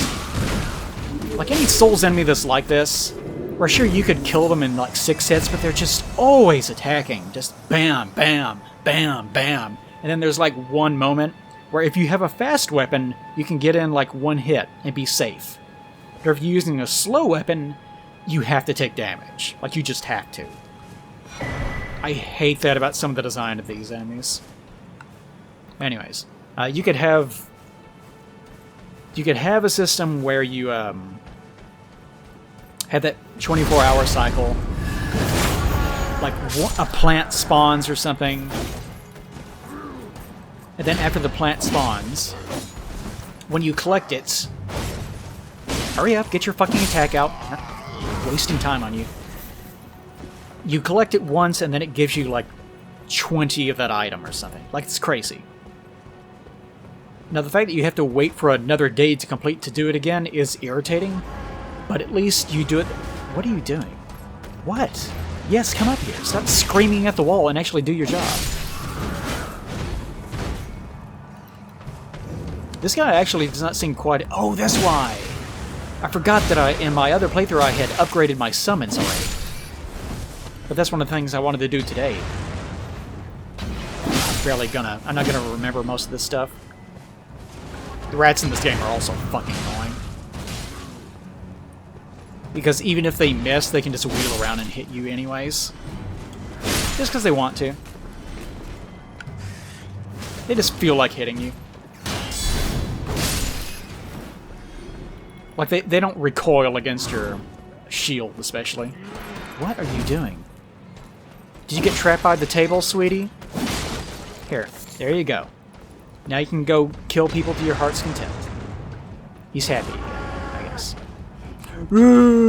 Wow, that's a sweet move you just did. You're a mercenary, right? Do I have to, like, pay you? Fuck off. Okay, here comes this asshole. Let's drag him back down to our incompetent mercenary friend. There he is now. Go get him, boy. Wow, you're so cool. I'm cool too, though. Because I'm a coward. It's okay, I'm too. Whoops, shouldn't have done that too much. Because you got to see him almost do it for like a split second. But he has blood moves, where he swings his sword and blood comes off. But he drops Bloody Slash. Now, what is the lore significance of this one guy up there? Let's, for example, take a look at Bloody Slash. Why did I just... Oh, yeah. No, here. Okay. Because in a Souls game, typically, if someone drops something, you'll be like, ooh, this will say something about that one guy that I fought. This Ash of War grants armament, Bloody Affinity, Plowing Skill. Bloody Slash, Blood Oath skill granted by the Lord of Blood. So it was granted to this guy, I guess, by the Lord of Blood, whoever that is. Probably someone we'll meet later, and he'll just be Jim Dandy and happy to see us. From a low stance, coat the blood in your own blood to leash a rending blood slash and a white art. So, it doesn't really tell you anything. It doesn't really tell you anything about that one guy. Other than maybe Godric's soldiers are also aligned with the Lord of Blood, I guess, which I kind of doubt. I find it more likely that they just put that on a random enemy, which I hate to say about a FromSoft game. But I really do get the impression that the lore in this particular game is not quite as precise as it was with the other games. Which is why I don't feel too bad about running around doing this shit. Smithing stone. What's the lore behind this guy with the smithing stone? Nothing. It's just a container. Like this guy, for example, is looks to be a noble. But what was the noble doing here in this fort? I guess being hid? Also, do the nobles just die and not come back? I guess only Tarnished do that, but then why do the enemies do it? Like the enemies in the Souls games, they're undead as well, so of course they come back. And this, I guess there's... As far as I know, there is no logic to it. I don't know yet. Maybe there's not, maybe there is. Blood rose. Every blood rose has its blood. What are you doing? What? Why did you just scream and then walk calmly over to some wood? Calm the fuck down. I hired you to be a mindless killer, not to, scream at random objects. So let's read some more, just to please get them out of the way. Animal bone shimmer. This is how I read now. So nothing here. Just they're poison throwing things. They're animal bones that you shaped into something you could toss at things. That's it. Throwing knife chiseled from impure crystal. So these are made of crystal. These consume FP when you use them, so I will never be using them, because why would you use FP in such a way? They deal magic damage. Long ago, it is said a golem crafter employed a similar crystal tool. Ooh, that means nothing to me so far. Long ago, it is said a golem crafter employed... Long ago, a crafter of golems, or a golem that also was a crafter? I don't know. But they also used a crystal dart. Okay. That gives me nothing. Kukri. Large knife used for throwing, so it's actually a thing instead of just shit that you found that you sharpened. Throw at enemies. Unsuitable for swift attacks. Okay. So nothing there either. Ruin fragments. Surely ruin fragment. Stone fragment found near places where ruins have fallen from... Whoa. So that is lore significant. Finally, we got something. Ruin fragments are stone fragments found near places where ruins have fallen from the sky. These shards of stone are believed to have once been part of a temple in the sky. They glow with a faint light from within. So this is a... this is going to be a Chekhov's gun, I hope. That means we're probably going to go to a temple in the sky at some point, I guess. Otherwise, it would be kind of a pointless mention, isn't it? Explosive stone. Small stone with a smoldering core. I don't know where I got this. Explodes when thrown at enemies, inflicting fire damage. That sounds fun. I should use that sometime. Miners employ the... Oh, miners. Okay. So I probably was down in one of the... One of the things I was doing is trying to collect upgrade materials by farming mines, because I read that supposedly it's really good there. They drop a lot of smithing stones. They don't. They don't at all. The best way that I found to actually get smithing stones is just farm runes. Just farm a lot of runes and then go buy them. And that's it. That's pretty much it. Another problem that I have with this game is that it is really, really, really hard to upgrade anything. Unless you do what I did and just immediately ignore all the area around you and just rush for the next area and find a place where you can lure a ball to fall off a cliff and give you lots of runes and then just buy them. It's otherwise just a huge pain in the ass, and it is not really realistic in any way. On my Caiaphas character, I think he still only has like a +3 Uchi, and that's it. He just has the one weapon. And that's just how it is, because they're just really, really rare to find. And even from enemies that supposedly drop them, they don't drop that often. And it still requires 12 to upgrade something to +3. It's a fine system, they're just way too miserly with it. Minus one of these stones as tools for rock balancing, we have long forgotten how to craft them. Well, we should be using them, though. Explosive stone clump, so it's just like... it's like you're eating honey bunches of oats with almonds, and you find the one big clump. I actually really like that cereal.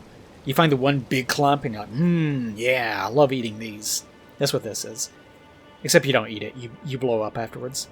Explosions when thrown together and enemies fling fire damage. It is a clump of small stones with smoldering cores. So, apparently these things are made, but they don't know how to make them. But I surely will. I might already, I don't know. A glintstone scrap. Piece of glintstone tinged with unstable magic found in crystal tunnels. I found quite a few of these. Break gem, using FP to produce magic boats. Since it uses FP, I won't be using it. Poor quality and thereby easily broken, a sorcerer wouldn't give it a second look. This one has the same thing. Okay, large piece of glintstone tinged with a stable magic found. So something. Why do they even bother? Just because large? Piece of glintstone. Large piece of glintstone. Fantastic. Alright, cuckoo glintstone. Lump of broken glintstone enwreathed with magic power. A faux sorcery used by the Knights of the Cuckoo. I probably got these from killing those knights over and over again for the armor that I'm currently wearing, because that's actually what I'm wearing. Cuckoo armor. Why did they name it that? Launch straight ahead using FP. Magic bolt springs forth from the point of impact. Gravity stone chunk. These, I think you can farm in the southern portion of the starting area. Shard of rock found in the wake of a meteorite strike. Huh.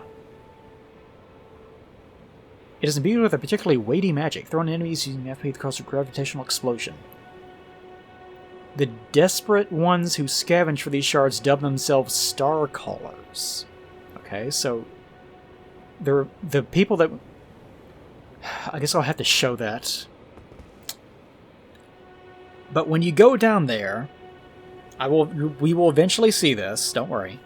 When you go down there, there are some dudes that are just like standing around doing some sort of ritual, I guess. They're standing in the midst of a bunch of craters. So I guess they are standing near where a meteorite, like, fragmented, which doesn't really make any sense. They don't... Well, I take that back. Meteorites do tend to, like, explode as they get near the ground. That does happen sometimes. That event, the Russian thing that happened in, like, the early 1900s that wiped out a huge portion of forest land. It starts with a T. Can't remember it off the top of my head. I think that was caused by a meteorite actually exploding above the surface, so maybe it did, I don't know. But there are a bunch of pockmarks there. So it could be from the meteorite falling or whatever. But it looked like they were summoning a guy, and they actually do succeed. A big lanky moron shows up through a gate, and then you kill him, because he's a big lanky idiot. But he is very strong and annoying. But again, we're seeing evidence that things from either space or the sky also have a sort of physical property to them. In this case, apparently something involving gravity. So when a meteorite falls, imbued with a particularly weighty magic. So even this, like, space, or at least the sky, I don't know. There could be no space in this setting for all I know. Like, even the sky itself seems to be made of magic in some way. And whenever it falls, it carries with it whatever element or idea was associated with it. I'm trying to be vague because I have no idea how the setting works. Warming Stone. Ruined Fragment. I'm going to stop after this. A Ruined Fragment blessed with the incantation of the Two Fingers. Okay, so the Two Fingers are associated with the maidens, which we don't have any of. And the Two Fingers are something that what's-her-face, puppet lady, whose name I cannot remember,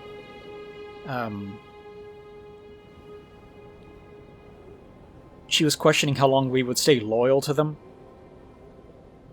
So, whoever the Two Fingers are, bless this with an incantation. So, it's associated with faith.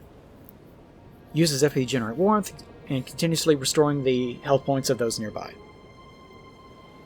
It's said that the Erd Tree was once as warm as the gentle sun, and would gradually heal all who bathed in its rays.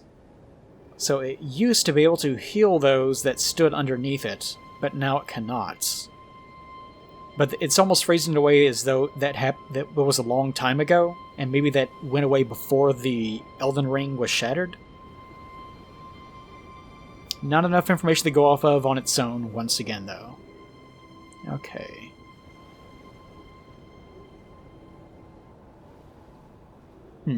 But healing from the rays of the Erd Tree. I wonder if that's true of the sun as well. Can you be healed by the rays of the sun? Although it's night now, so I can't look, but now that I think about it, I don't know if I've ever actually seen the sun in this setting.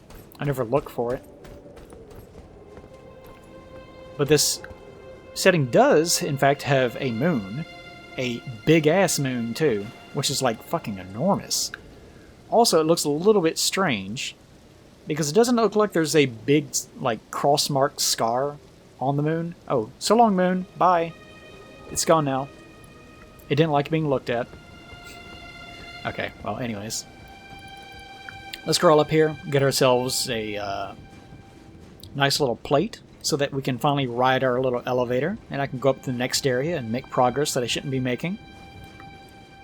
Also, I'm now realizing that if I actually did a quote-unquote real playthrough of this game, where I went through every single area, every ruin, all the trees, all the catacombs, everything, and stopped at all the little bitty buildings and ruins at every stop, this playthrough would probably take... like, the old playthrough was like 40-something hours, I think. This one would probably take like 4,000. Also, something died. I don't know what it is. It doesn't matter. Take this medallion left. Alright, let's take a look at that, since it's here. Left. Left half, depicting the Erd tree. Brandishing the medallion with both halves conjoined will activate the grand left of dectus, blah blah blah. The right half is said to reside in Fort Ferrith in the Dragon Barrow far to the east. So, again, it just straight up tells you where the other one is. Also, we'll see this later, but it does depict something I'm not aware of. There's some sort of monk on this side, or priest. I don't know if I recognize them in any way. I have seen things that look like monks, and I've also seen enemies that look sort of like monks, that were like, they looked like they were on fire, and they weren't too happy to see me. But they didn't really look like this. It could be an astrologer, it could be a noble, it could be anything. But he is holding a very specific scepter. Hold on. Sneeze. Excuse me. I'm going to have to get rid of that, and I'm going to have to get rid of that spike on the waveform. But we can probably look for that weapon. It's probably somewhere in the game, knowing from soft games. And if we find whatever looks like that, then we might figure out who that is. And this guy, Erd tree, shield, big halberd that I don't recognize yet, and I don't quite recognize that helmet, but I have seen things that are very similar. So let's look out for people that look like that. And there does seem to be like a gem in the center that's been split in two. The little yellow bit. It would be in the very center of the Erd tree when it's reunited, which we will see eventually. So there we go. That is complete. Now, for some more light entertainment, I would like to go back to Murkwater Cave, which is where we actually started the episode, not counting the character creation nonsense that I did before.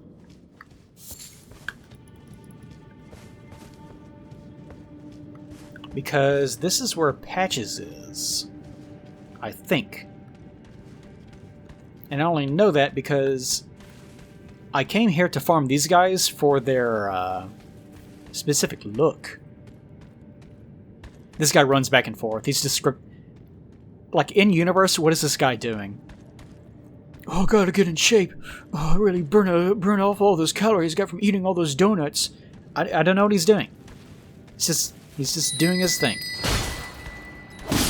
I don't mind not ringing those. Oh, the thing that brings all the boys to the yard over here is running through those little bells. There are traps on the ground that ring bells. It's actually super cute. Also, they have a specific script that makes them want to go to your backside. Give me a free heal. There we go. Now, I did that just to get them all out of the way at once, because they're really not that much of a threat. But the boss room is just right here. Right around the corner. I can't miss it. Or I thought it was. Yeah, completely lost my way. Oh, right. This is the offshoot. This is where all the guys are hanging out before they come try to, plant their faces into your blade before that happens. Alright. Let's traverse the mist. Get ourselves into a boss fight. Although, no one is here. Except for wood. Take that wood. It is, like, the wood could just sort of splay apart in a very satisfying way. Now, what's the lore significance of this cave? Nothing, really. Although there is an upper level up there. But there is an opening, even though you can never find it. It's one of these things where, I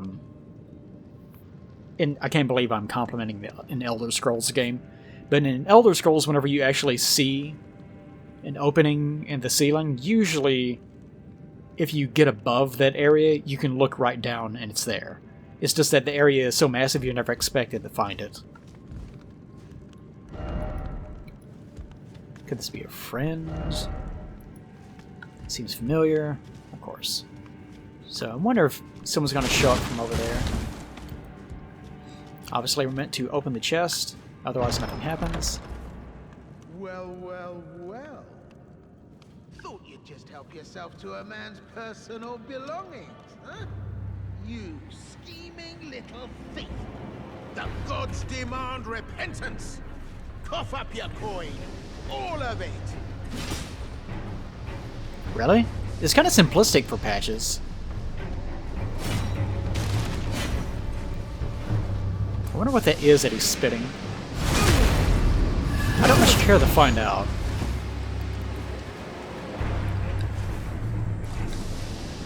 Is that all he's gonna do? I guess so.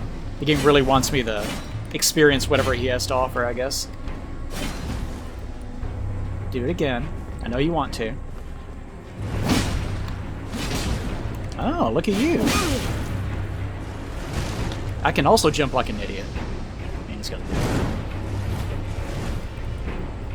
It does take a while to run behind.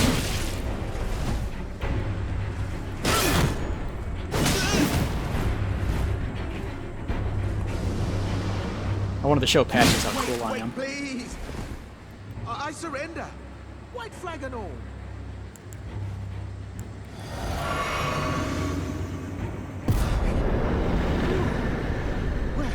Oh, so you just have to wait. Have you? Well, I knew you would. You're a man of reason. True and true. I wonder how that works in multiplayer. Because in multiplayer, it seems like everyone else could just like gangbang the poor man. Not that I would ever call Patches a poor man. But then he wouldn't have much of a chance at all, would he? Okay, well, I'm just going to go steal your stuff, since we're such good pals now. Cloth garb. Cloth trousers? It's just garbage. Hold on. No, maybe there's something. Maybe there's something. Clothing made of a coarse material commonly worn in the lands between. So there's nothing, again. Yeah, this... A lot of opportunities for, what was it? No, it's just pants. A lot of opportunities for environmental storytelling that they don't really take up on in Elden Ring. Trousers, man, cars, commonly worn in the lands between. Yeah, it's nothing. Ah. Okay. Well, what do you know? You're tarnished, like me. Now, how did I get that wrong? I took you for a demi-human or some such. But an innocent mistake, I assure you. Well, water under the bridge. Now we're squared up. How about we play nice from now on? Some things can't be forgiven. He didn't really do anything, though. Like, sure, this is a bandit cave, and he's a bandit, but... I mean, this situation is to be expected. The fact that he is an enemy that was like, hey, that's my chest, I'll attack you, and then apologized and said, alright, please, I don't want to die, just leave me alone. That's better than like 99% of enemies in Souls games. It's not like he kicked us into a pit. Yet. He probably will. But not yet. I'm Patches. Patches the untethered. If we said no, he probably would give us an item, though. Only free-spirited. Nomadic, you might say. Only for now, those retired soldiers turned bandits. They're paying for my gruel. In exchange for my, well, showing them the ropes. But honestly, this looting racket is bloody terrifying. Frankly, I'm ready to wash my hands clean. Maybe set up a legitimate shop. So don't be a stranger. I'll be ready to wheel and deal come next time.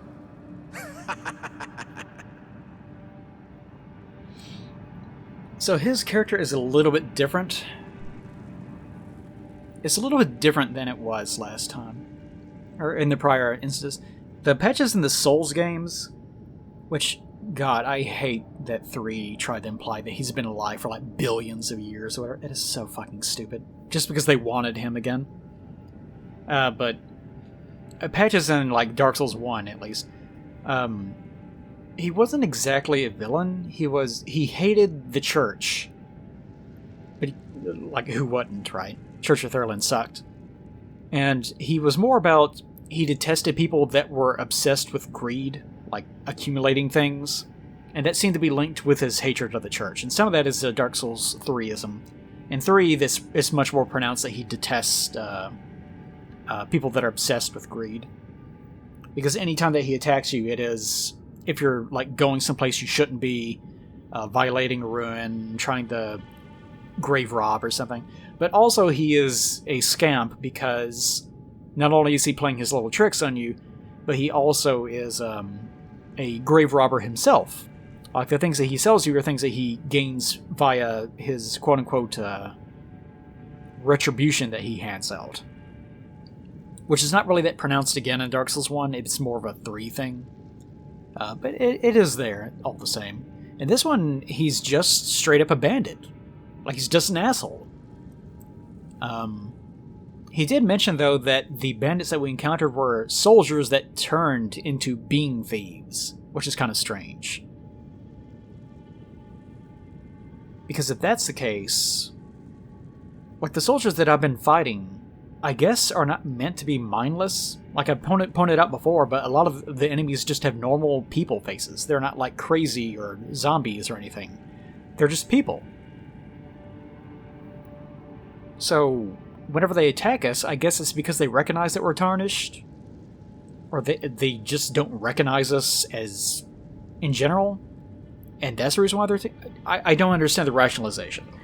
And I guess it doesn't really matter too much. But it does make it sort of interesting that he's pointing out that the thieves are people that have willingly given up being soldiers and turned to crime. Or he refers to them as being retired, I guess. But somehow I doubt that they're 60 years old and are giving up the game. Also, I kind of get the impression that even though he said that he was showing them the ropes, he probably was just a guy. It's possible, since he is tarnished, and tarnished are, stronger than most, I guess. Although in my experience that is not the case. Maybe that has something to do with it as well. But maybe he was not exactly their leader, and he's lying about that as well. Don't forget to pop back for another visit, friend. I'll be ready to wheel and deal come next time. I wonder if the next time that we do show up, he is still being protected by his friends, and they're still hostile. Guess we can find out real fast. There's actually there are a couple of vendor things that I need to get. One is him, and the other is the War Master Shack. Okay. I would kind of like it to be not nighttime. Man, I am so hungry for some reason. Like crazy hungry right now. And we're also approaching 2 hours, so I need to wrap this up out of the way. Definitely not going to get through all those... Definitely not going to get through all those item descriptions. There's so many. And it's so exciting reading them, I know. Just so exciting. This is the content that you subscribe for. Still here? Yep, still here. Come die. Oh, thanks for that.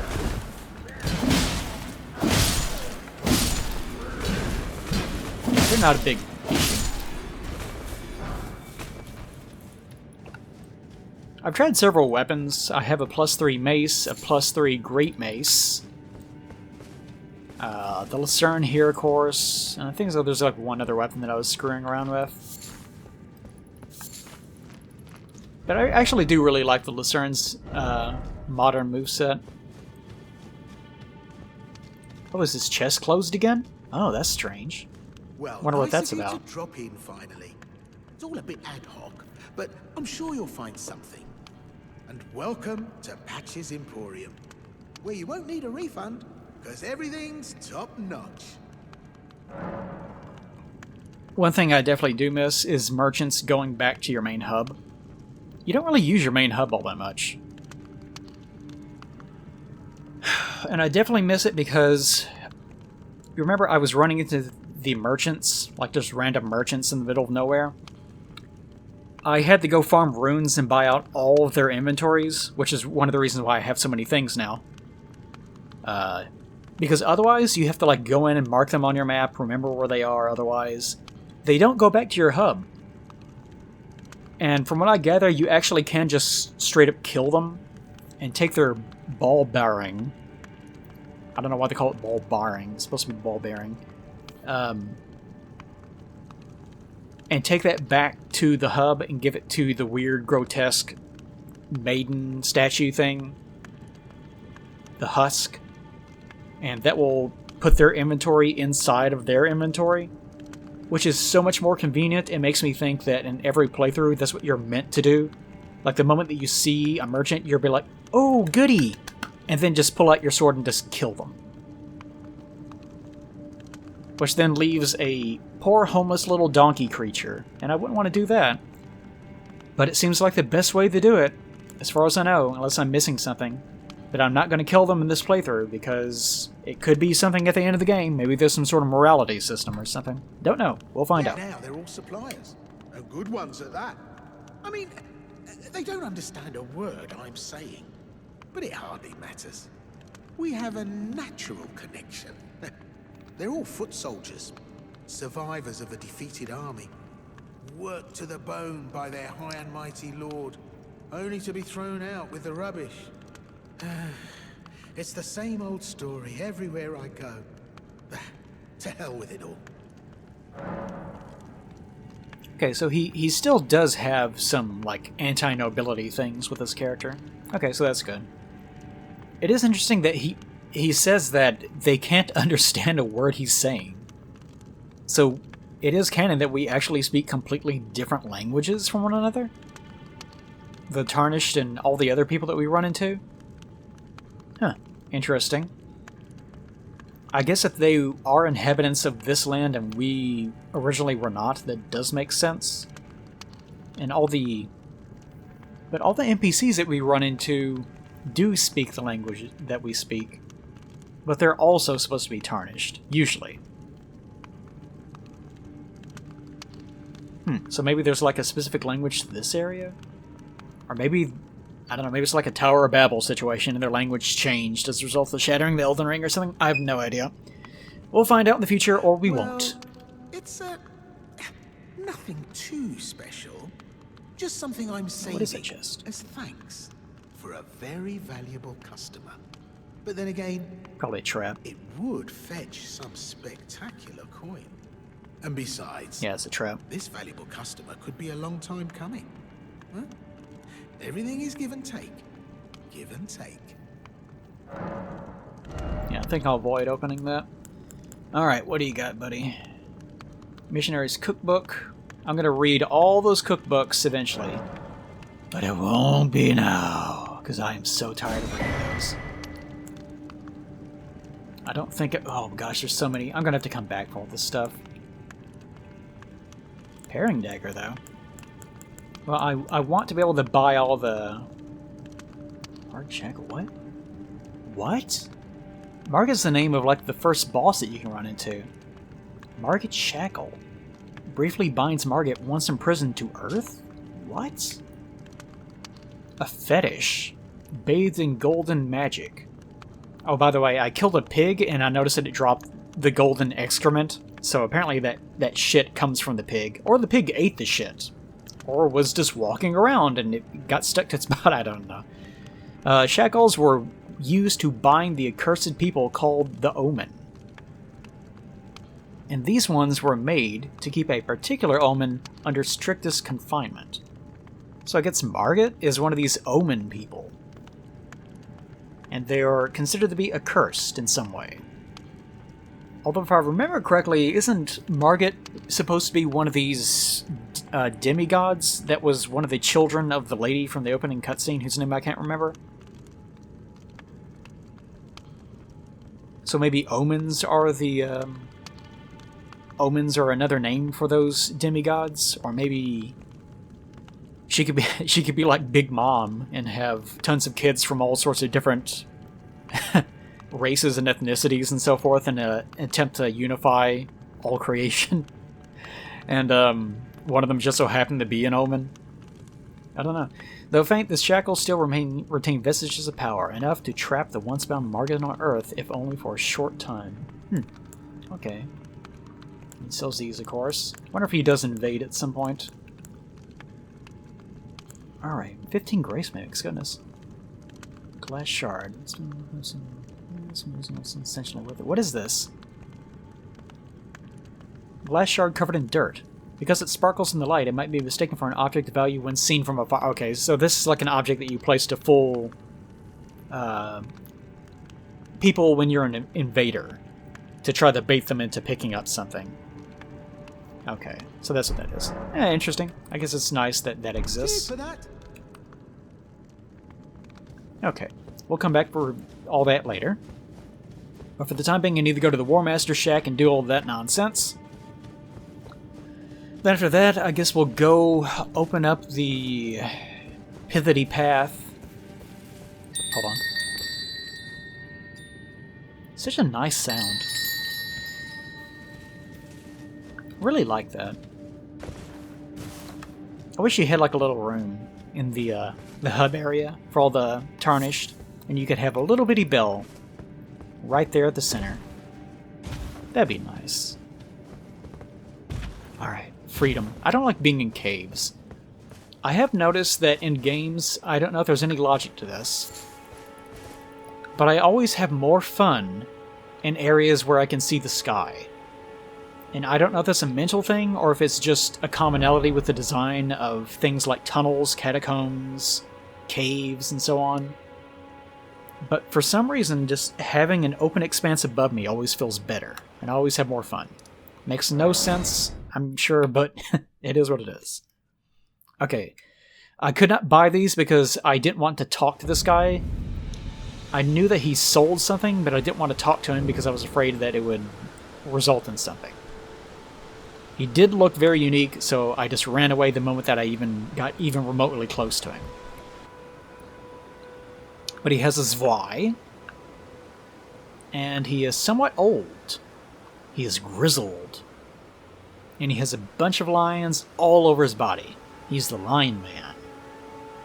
His gloves are lions, his chest is lions, his waist is lions, we can't see his crotch might be lions, his feet are lions too. And his boots are little capped off bits that almost look like little paws. They don't exactly, but you know, they sort of do in a way. It'd be cute if they did. Okay, so, Lion Man. Not seen you before. Name's Bernard. Tarnished, just Bernard. like you. Let me ask you something. Are you here in the lands between to take up the fight? Does your faith in the guidance of grace hold firm, despite the collapse of the Golden Order? Okay, so the Golden Order collapsed. I don't know what the Golden Order is. It probably has something to do with the, It probably has something to do with the gods, the demigods, or a ruling class of some sort. Or it could be an actual mechanic to the Erd Tree I don't know about. My faith holds firm. Takes me back. Sure. But that's a quality needed now more than ever. Any interest in Makes it sound like bearing he the doesn't torch believe in of it my anymore. battle arts? All I know is the sword. Picked up a fair few tricks in my time too. Now's the time to pass them on to a good and proper Tarnished like you. So it makes it sound like he used to do what I do, but he eventually just grew tired of it and gave up. Which does fall in line with what the Prophet guy was talking about in the hub, where he also was like, once we have an Elden Lord, I will guide them. I'm not going to do it myself. Well, he didn't say he wasn't going to do it himself, but it's implied. But he mentions that most Tarnished eventually lose the light, if they can't see it anymore, which almost sort of sounds like they become disillusioned. Like, maybe it is something that's physical and they just lose it over time. But it does sort of sound like they become disillusioned over time, and that's the reason why maybe they stop seeing the source of the light. Although I'm reading into that, so that may not be true at all. Mementos of all the warriors who raised their arms in battle, lost and died. A fine tale, all told of true chivalric romance. That's how I fell in love with the sword and the arts of combat. It grants meaning even to falling in battle, to death itself. So whenever you die, you might leave behind an art of war, if you are particularly skilled in the blade. Which almost seems to be hinting that I should kill him, because he might drop something as well. Not going to do that, though. Hey, he has quite a few. Oh, these are like basic ones as well. Yeah, these are the ones that a lot of weapons start with, like the no-skill one is especially useful. So yeah, I'm going to be sure to get all these.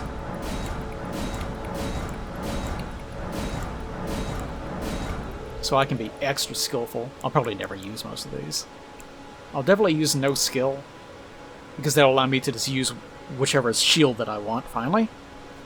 As long as it's weapon art that I'm aiming for.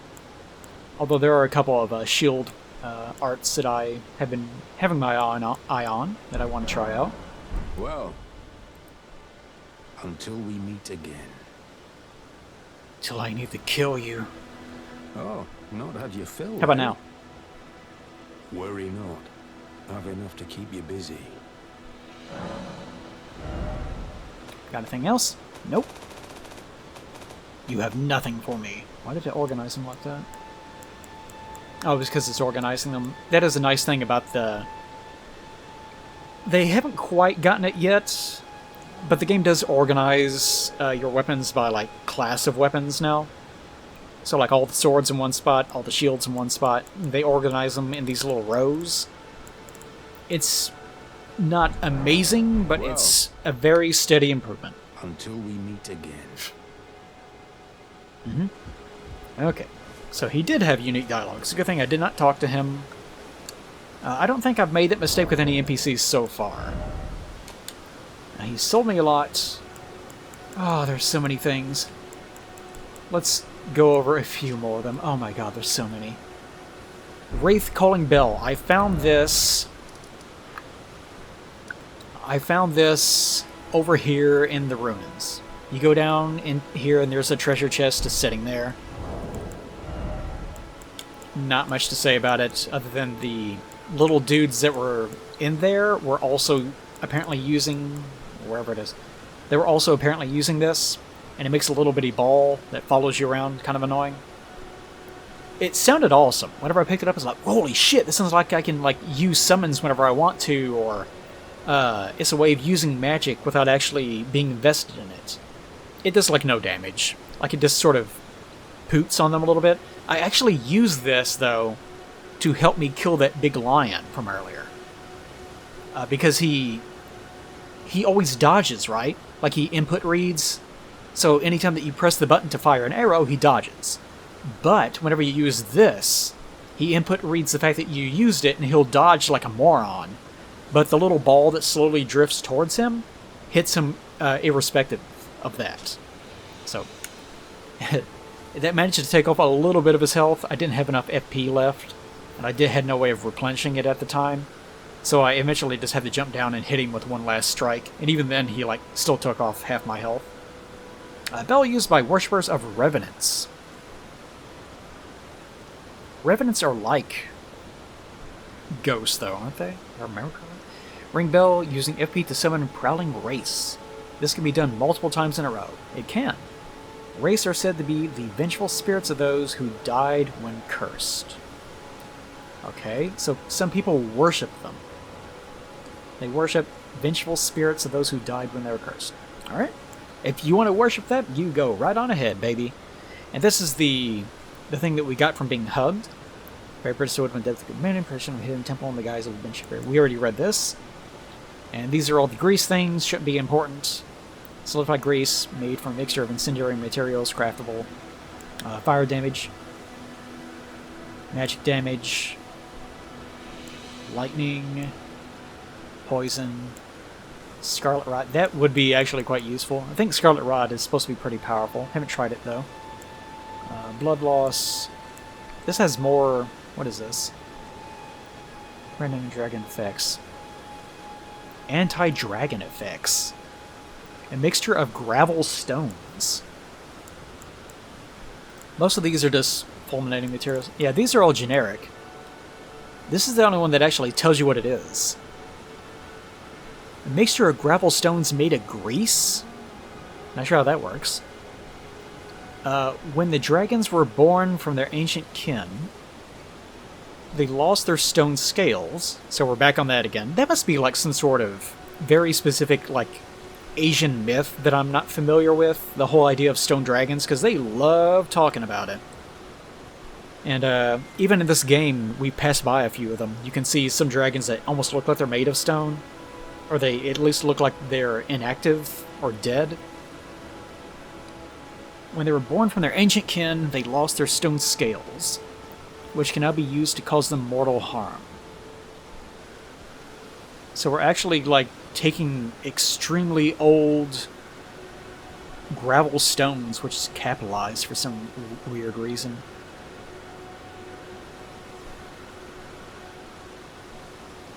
That almost makes it seem like they don't have a specific name, it's just gravel stones. That almost makes it sound as though it, like actual rock, like the rock that composes the world that we walk on, is... I'm probably reading way too much into this. Could be made from the stone scales, the fallen bodies of, like, whatever the ancient kin of dragons were. And it's like sort of a mythology thing where that's the foundation of the world. I don't know, it could be anything. But bear in mind that it is, like, made of gravel stones. So apparently the stone scales is what is the basis for gravel stones, and now it can be used to hurt dragons. Alright, if you say so. Drawstring poison, and right after this, just back to the basic ones. Okay. Alright, we'll stop there for now again. Now remember to... By the way, the dudes that I was killing, like the mercenary guy that I summoned, the enemies... The Kaidans. They drop a lot of raisins for some reason. I was getting a lot of raisin drops. So they really like raisins. Good for them. But we'll pay more attention to the descriptions on those later. What was the next stop that I was going to do? There's probably something vital that I'm missing that I have not remembered. But otherwise, we'll just go to Grand Lift of Dreams. I'm going to have to start another character. Yeah, I'll be able to go up here and map out things, but that's about it. So, even though this is sort of the start of the game, like, even though I have all this mapped out, whenever you're going from place to place, you never actually run into, like, any story progression. That's what it is. I need to unlock this. I need to talk to that dude. But first, let's go ahead and unlock this, since we're already here. The Grand Lift of Dectus. Good old Dectus. So press A to hoist medallion. You'll notice that these guys seem to sort of resemble the guys that are on the medallion. Like this guy, the helmet is a little bit different. Because the one on the medallion seems to have a horn. Although that could just be... No, it doesn't look lifted, so it surely is part of his design. These guys do not have horn, but their helmets look very, very similar. So whether that is important or not, who knows. But all the same, let's hoist that medallion. I love hoisting things. That's not true at all. I actually hate using my arms. I don't much care to. We also have the thing. He has the thing. Oh, he has the thing? You guys back there, he has the thing. He has the thing. Here's the thing! Make way! He also has the thing that glows. We have it too. Come right on up here. The idea of an elevator, like this elevator must weigh like tons upon tons upon tons. The amount of energy required to make this thing move is laughable. Whenever I first came here, I thought that just standing on the little bitty circle that we're standing on there, that was the elevator. I didn't expect them to like lift a mountain.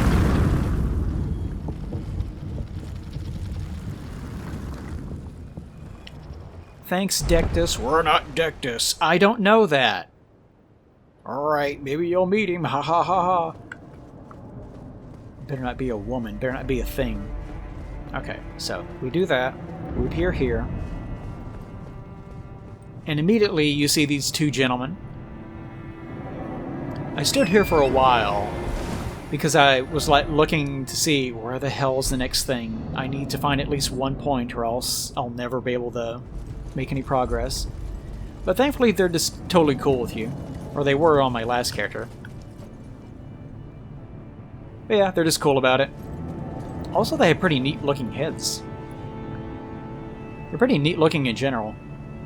But these seem to be different from the big giants that were down there. Like the ones that hang out with the knights seem to be actual, like, just barely clad, dirty, barely shaven giants. Whereas these guys could be those same guys in armor, or they could be automatons, for all I know. I have no idea. But they look pretty neat.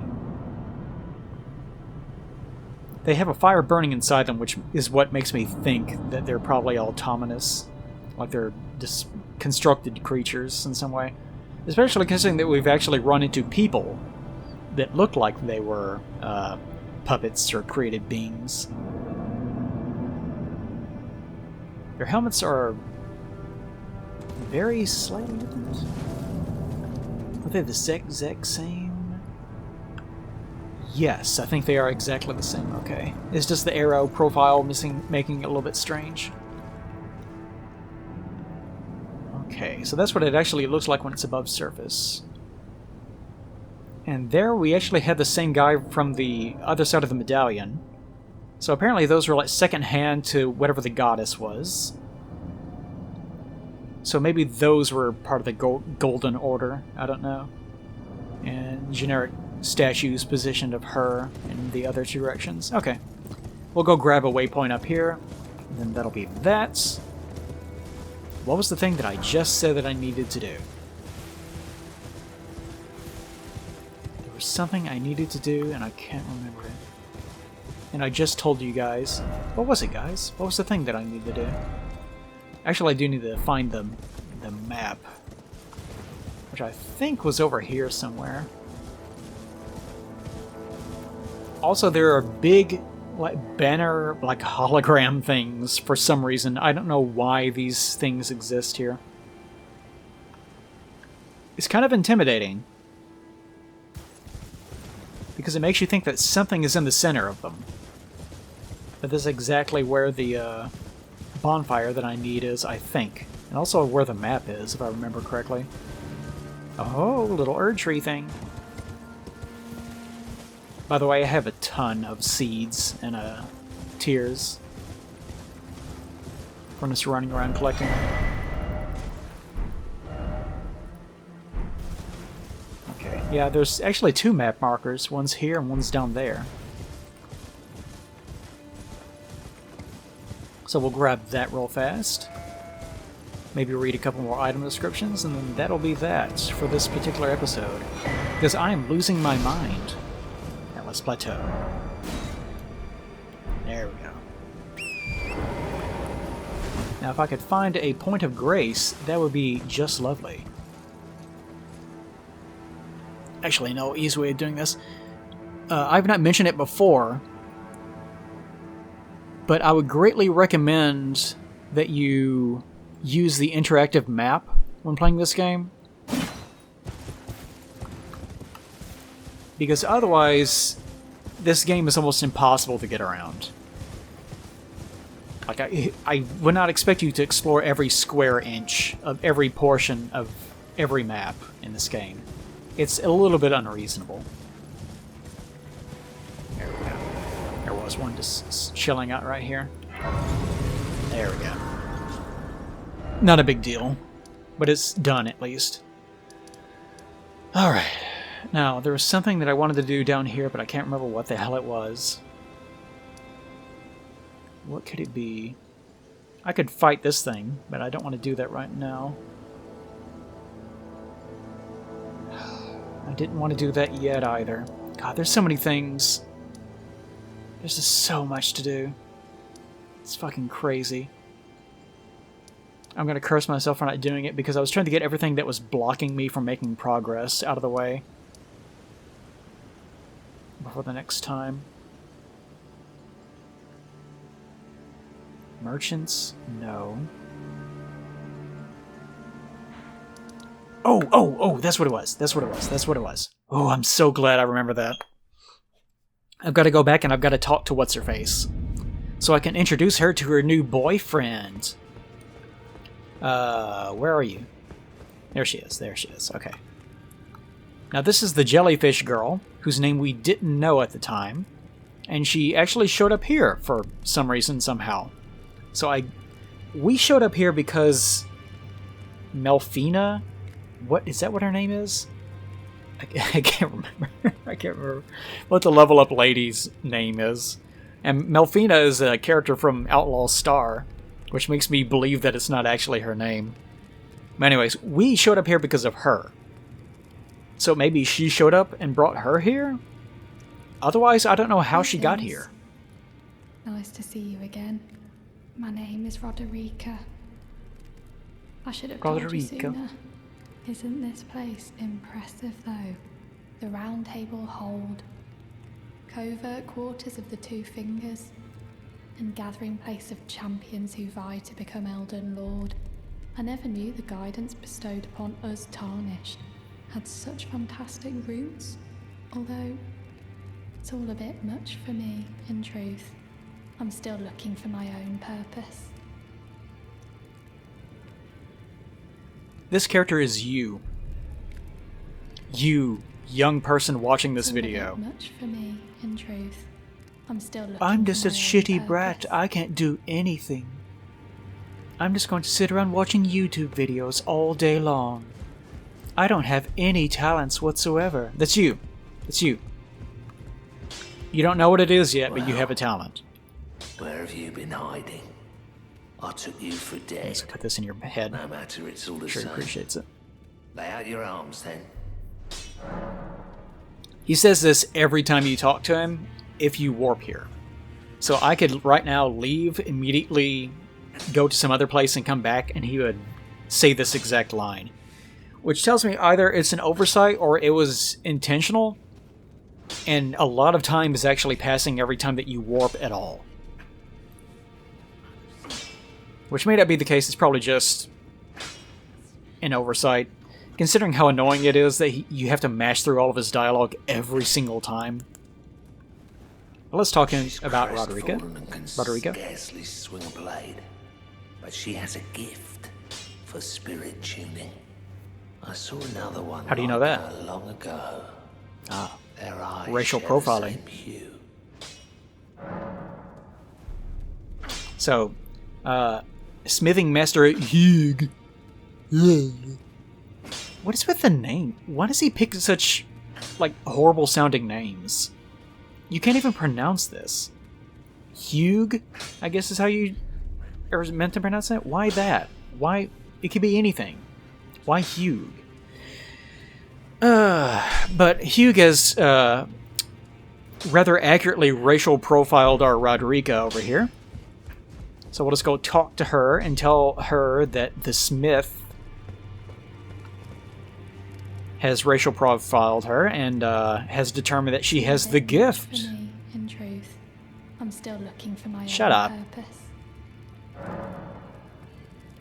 I'm just a young 20-something. Should I go to college? Should I get a degree in something? I don't know what.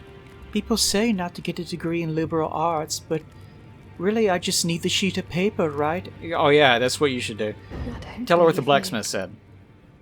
But if I She said do something, have but I this skipped it. talent, and goodness knows it would be my first, I suppose I should try to hone it, shouldn't I?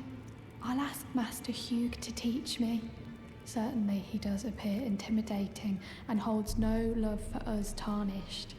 But I know he's trapped here at the roundtable hold, so I can tell. He's a gentle soul underneath it all. So not much to go off there, other than it was funny that she is like, I don't believe you. You're full of shit. Okay, I'll do it. Maybe I should just figure out which button on my keyboard. It's the letter E. And goodness knows that would be a surprise. I'll use the letter I should E from try now to on. hone it, shouldn't I? I'll ask Master Hugh to teach me. This is no longer you, the YouTube commenter. Because while you, the YouTube commenter, are perfectly content to just do nothing with your time, she actually is like, okay, I'll take the little bit of information that you've given me that I might have a talent or proficiency for something, and I will explore it and grow as a human being. But you don't do that. You just keep watching Plague of Gripes videos. If I do Disgusting. have a talent, I suppose I should try You to guys ask want to Ma- be surprised and we should try the honey, shouldn't it? Okay. So we do that. Go back over here. Back already. Talk to her no boy. matter. Man, he's always complaining about the amount of time that we spend. Well, I pressed E that time on my keyboard and it didn't matter. So someone told me that supposedly there is a bug where if you use A for interact, the game acts like you double pressed it. But that time I just used the keyboard and it did it anyways. So maybe just the fact that you even have it set to that is going to fuck it up either way. Which is super radical. Another FromSoft classic. Who'd stay with an ugly brute who only knows how to smith? Absurd. But I'm so ugly. Besides, she'd never agree to it. Oh my god. Just ask her out. Man, his neck is really fucked up. Have you ever noticed this? Like his spinal column is like joining to the top of his skull. Well, look at it. That's where his spine, like look where his spine is. And his neck like starts. His neck starts where our spine would be. Like the bottom of his neck. That's not good. That's you got some health problems, I'm starting to think, buddy. Anyways, that's what she wants. Doubt you, but She I asked for know it. when something's too good to be true. Oh my god. Just fucking kiss already. Alright, so we have to play romancer between these two fucking middle schoolers. Oh no, he wouldn't want to be with me. He wouldn't want to be with me. I'm shitty. I'm shitty. Oh my god. Just be shitty together. If I That's every do have a romance. talent for spirit tuning, and goodness knows that would be a surprise. I suppose I should try to hone it. I'll ask Master. Try to hone it. I'll do this. I'll put the ticks from my hair.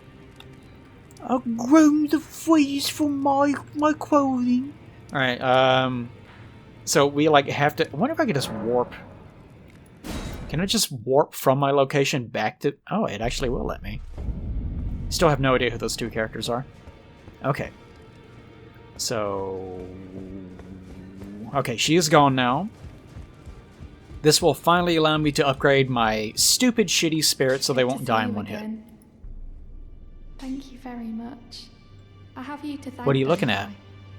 Is it For nothing? persuading Master Hugh, I can happily announce that he has taught me the noble toil of spirit tuning. I'm as yet Off unsure screen of he what did. I might be able to accomplish, but if I might be able to help you all, I'd certainly like to try. And if there's any chance to ease the suffering of my dear men who were grafted, well, I certainly must Oh yeah, I try. forgot about that. Roderica, the Spirit Tune Apprentice. Pleased to make your acquaintance. Okay. Weirdly, she was there to be grafted. She almost seemed excited for it. Well, excited in the sense of joining with the rest of her people. She didn't like the part about being chopped up. And that's the reason why that she was avoiding it. But now it seems like she's almost more aware of that. I don't recall this option. Maybe I picked up something I shouldn't have. A while ago, someone started lurking in the wing on the opposite side of the round table. And I can hear, from all the way over there, the howling and wailing of spirits in fear of a curse. I can even hear the repulsive, twisted malice in itself. A plethora of spirits in an unceasing cacophony. I can't even imagine. How much suffering inflicted to who knows how many souls. Not even the grafting caused anything like this to happen. You should keep your distance. I know you're strong, but please. So something happens somewhere in here, and she can, because she's attuned to it, I guess, and she can hear the suffering of a bunch of spirits? And wailing of spirits in fear of the curse. I can even hear the repulsive, twisted malice in itself. You should keep your distance. I know you're strong, okay. But please. Well, not that strong. I'm gonna need at least 50 more levels before I'm even remotely. By the way, the PvP SL meta is gonna be fucking wild in this game. Because everyone needs like a little bit of everything because of the way that they have designed this. And I've seen some people trying to like create SL 100 builds, but yeah, I don't think it really works. I almost get the impression that it's going to be like 150 at least. Could be wrong. Being wrong about lots of things in the past. But it is pretty wild. Because like right now I'm almost level 60 and I still feel like I'm really underpowered. Like I'm managing to kill enemies okay, but I really need to pump vigor. That's the next thing I need to get to. And a lot of the stats don't cap off until like level 70. You do get some like scaling down of certain things, but the damage ones like strength, dexterity, if you're pumping intelligence or faith for the damage, it takes a long time for those to stop. So if you do go like SL 100, you're going to have nothing to speak of in terms of stats. Like you won't even have enough as a caster to be able to cast anything. So you would need to be at least like SL 120, 130 just to have the basics. If you're going for like a 70 intelligence build that can actually use all the spells. Because some of the requirements are actually that high. So it's going to be crazy. What direction she was talking about, I don't know. I've never actually tried to go this way. Take the door, okay. I'll look around for a little bit. Check downstairs again. Because there is a key thing down here I completely forgot. And I do have quite a bit more of those now. I can use this, finally. What is down here? More garbage. Great. And I did know this already because we looked at it. Incantation ahead? Okay. So a spell is there. What's in here? Is it patches? No, it's Crepus's Black Key crossbow. Who's Crepus? And some bolts, okay? What is Crepus? Who be Crepus? Black crossbow featuring a long stock, used for sniping, has very long range. Weapon of Crepus, who served the two fingers from the shadows of the round table as the head confessor. Okay, so he was the head confessor of the two fingers. Cool. What about Black Key bolt? Bolt used in Crepus's Black Key crossbow assassin tools. Craftsmanship, the intricate spiral tip bores deep, injecting scarlet rot. Ooh, far into the flesh of his target. Huh. So even though Scarlet Rot is the thing that supposedly ran out of control and destroyed most of Caelid, I think is the name of the place, it was something that was still being used by the assassins of the two fingers. Interesting, interesting. It makes it sound like they were up to something they should not have been. Oh, I don't have any. Oh well, guess we'll come back to that next time. Maybe I shouldn't have used my other stone key in the tutorial area, which led to a boss that was nearly impossible. I do not much care for it. Although, apparently there is, yeah, this dressing table thing. So apparently this is where you can just change your appearance. I look like a goober. Alright, so good to know. So it is easy. They finally learned their lesson. Funny story, not many people probably know this, in Bloodborne, there is a mirror that is like this.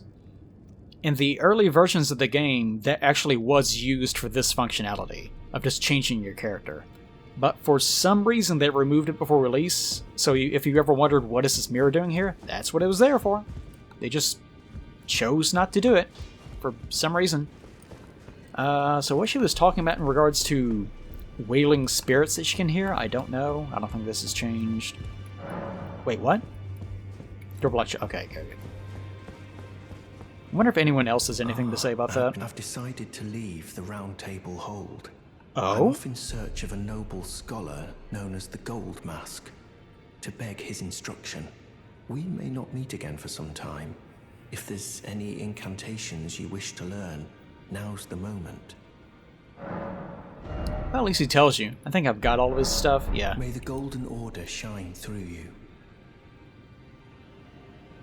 Doesn't the Golden Order not exist Further anymore? study of incantations, is it? I can happily spare the So I guess time the Golden Order and is like a applaud your philosophy? enthusiasm. May the Golden Order... Okay. Shine through. Okay. Those What about who live you? in death should be left well alone. All the more should you spy a mariner. I do have a death in root. their number. I have a death root because I found one inside of a chest that was inside of a catacomb somewhere. And as usual, there was no, like, area significance to it being there. It was just there. Because Another catacombs. fool who won't listen to reason, eh? I didn't do With anything. the prowess for weeding Deathroot. Yeah, I did that. How would Yeah, I'm you cool. like to earn the strength of beasts?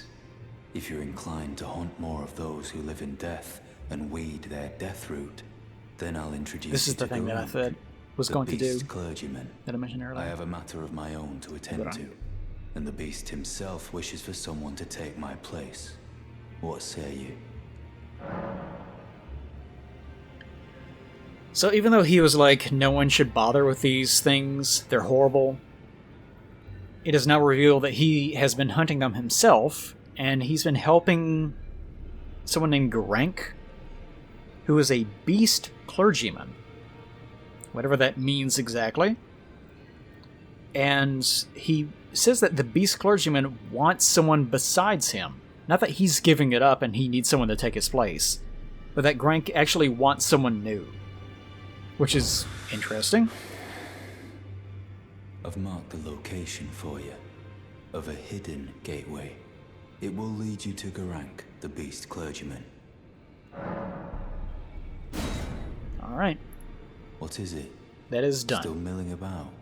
The map indicates where the gateway is hidden. It will lead you to Garunk, the beast clergyman. He really likes giving him the full treatment, doesn't he? By the way, doesn't... we've already studied his armor, but doesn't it sort of look like he's... From a distance, doesn't it look like he's breastfeeding? Like he's holding an infant up to his teat? One of his dog teats. I don't know why I called it a teat. No, from a distance. From a distance, it sort of looks like that. Now, she was going to say something about... it. Ooh, a door did open. Well, we'll take a look at that in a bit. Because this guy did move, and I haven't showed that yet. I haven't gone in here and talked to him, because I haven't needed What to. do you need? I have little time to spare. Oh, so busy. What do you mean, a house guest? He didn't say anything about a house guest, You do but... well to remember the first words of grace given to you. Stand before the Elden Ring and become the Elden Lord. If those words held any meaning to you, follow the guidance of grace. Lay low the shard bearers and claim for yourself a great rune. Do so, and the doors to the roundtable's inner chamber will open, and you will receive the wisdom of the Two Fingers. So do some shit for us, kill a boss, come back, and then we will tell you all the rest Once of the the garbage. Two Fingers becomes your own, I'll impart to you a proper welcome. As a true member of the Round Table, I have high hopes for you. I'm sick and tired of them. These namby-pamby Sick and tired times of what? think us no more than a shelter from the rain. So Tarnished are showing up here, but they're just showing up to... How are they getting here? It must be that our level up lady is just going around just bringing anyone that they can. But for some reason, this one time, Torrent, who she had with her, was like, oh, this one, I like this one. And she, in the process of her just going around finding Tarnished, she's like, why this one? But it is very weird that he said earlier, in a prior part, that it had been a long time since another Tarnished had actually shown up. But since then, like, Roderica has shown up, and I guess presumably more people will be showing up in the future, and he's also now complaining about random Tarnished just showing up out of nowhere. And he's tired of it. Like, those two things don't align with one another. Unless it's something that's been happening ever since we showed up, and it's been very recent. I don't know, maybe it's just a writing issue, I don't know. I have matters to attend to. Do you? What's she doing? What's she looking at? What is it? I can't read. No one must know. It'd be probably easier to read that if it wasn't covered in coffee stains. Also, there's like one that's like a cover letter that doesn't actually have anything on it. And it's also covered in blood. So what exactly he's reading, who knows? This guy does seem to be the most suspicious to me. Like, he's clearly into some shit that he shouldn't be. He's also the oldest member of the Order, so it's probably a thing where you're probably serving people that you shouldn't be serving for reasons that have not been covered yet. I don't have a book there or something, do I? No, okay. Alright, this opened for some reason. Oh, hello! An invader, but there's no weapon use here, so no enemy ahead. Why is he red, though? Oh, this is the dude from the opening. He's like someone the Rotten. Why would he be red? Isn't that just the form that you take whenever you invade someone else? Well, that's like Dark Souls. I don't know how it's supposed to work here. Hold on.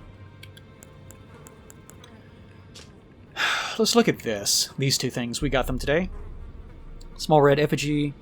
Send a competitive summon sound the minimum summon pearls. In competitive multiplayer, joy will be defeat the host of the fingers of the world to which you're summoned. So they're still using the same logic if you're going to another world. But they're not bothering to explain it this time. In the Souls games, the idea was, time is convoluted, ooh. So it's like you're hopping between different dimensions where the same thing is, like the world that you're in is very similar to your own world. It's a very loose explanation, but in this one they're not even bothering to try to explain it. Creates a summon sign for arrive as an adversary, a duelist with the objective of defeating host of fingers the world to which you were summoned.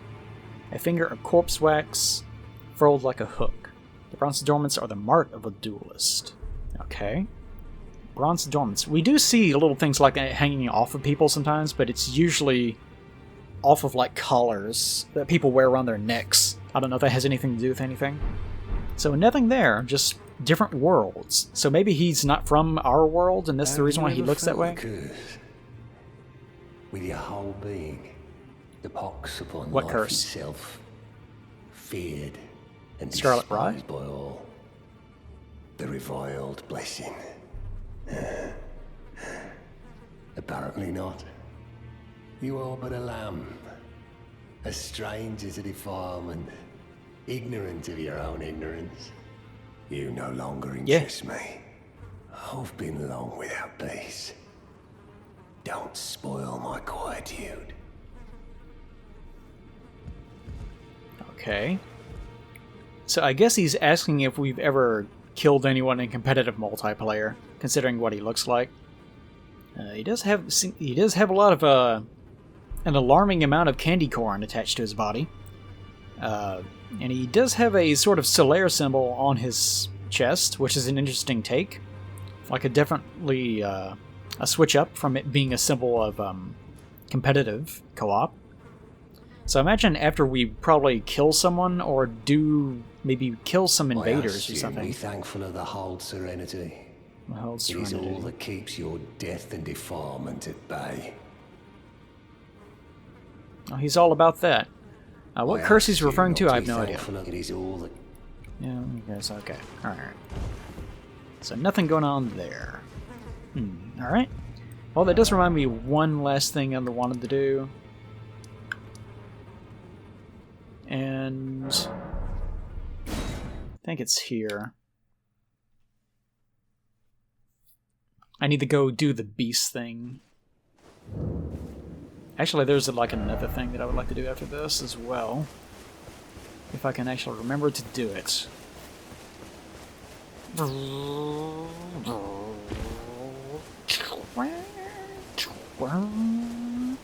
Thanks, right here. Yeah, okay. I like the effect of this. The downside to these little gates, they will take you anywhere, is they don't tell you where they go. I've only ever used 2.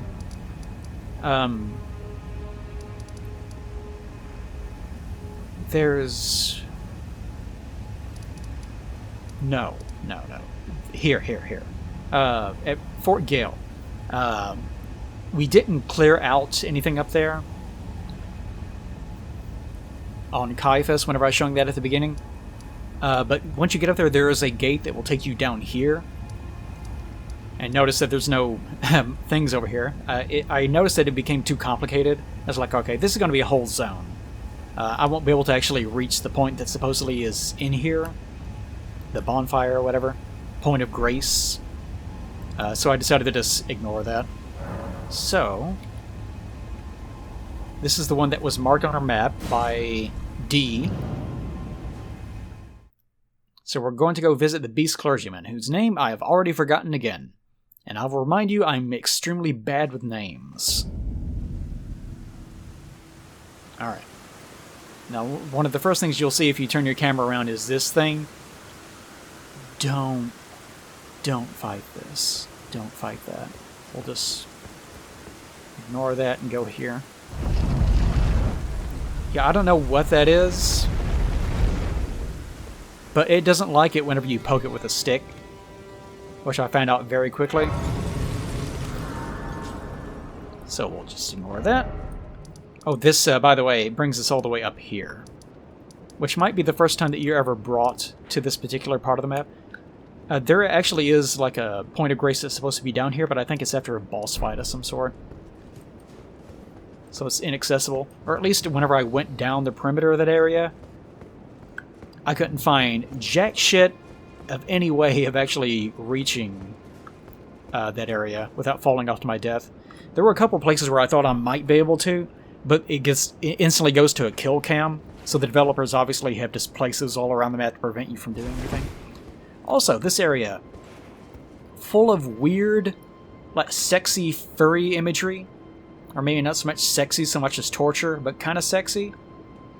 Yeah, there's like weird beast people or something that are strung up. Hooked up. Like these weird sculptures. Actually, I'm assuming they're sculptures. They could be actual, like, things, considering they look like they have hair. So they could be corpses, for all I know. But what they are, I don't know, because we really haven't seen anything like this besides maybe the weird rat things, rat dog T-Rexes. They do have very similar feet to the statues that show us the path to the catacombs.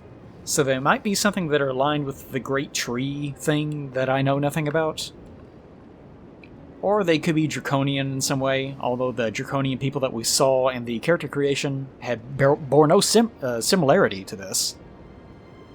But they do seem to have been put in chains, which reach behind these columns. And it kind of looks like The Thing, from John Carpenter's The Thing. Because there's like one that they are operating on the table in the early portions of that movie that has a face that looks very similar to that.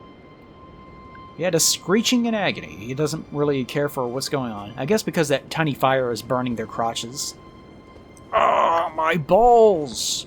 Anything but this. I need those for reproduction. I can't really tell where their, like, face begins. It's almost like their eyes also have been gouged out, which is sort of a theme that we see from time to time. But maybe over time I'll be able to figure out what sort of allegiance these things supposedly had, or even if they have any significance at all. Because it also is possible that they're just generic things, because this is the beast clergyman, and he likes having weird beast statues all over the place, because he's a big old freak. Could be. Could be. But there also is, like, embroidered blue tapestry all over the place. Something I need to remind myself of. I would love to open this. The Reedlander gate. Because there's something in here that I can't quite remember. It's a talisman, I think. No. It's a blood, Ash of War. Or an occult one that I really wanted to use. But there's no way for me to do that without opening it, and I wanted to show that on screen. Okay, so we can talk to him before we hand anything over. He does notice us, and he masticates in front of us. But he doesn't say anything. He has absolutely no interest in this whatsoever.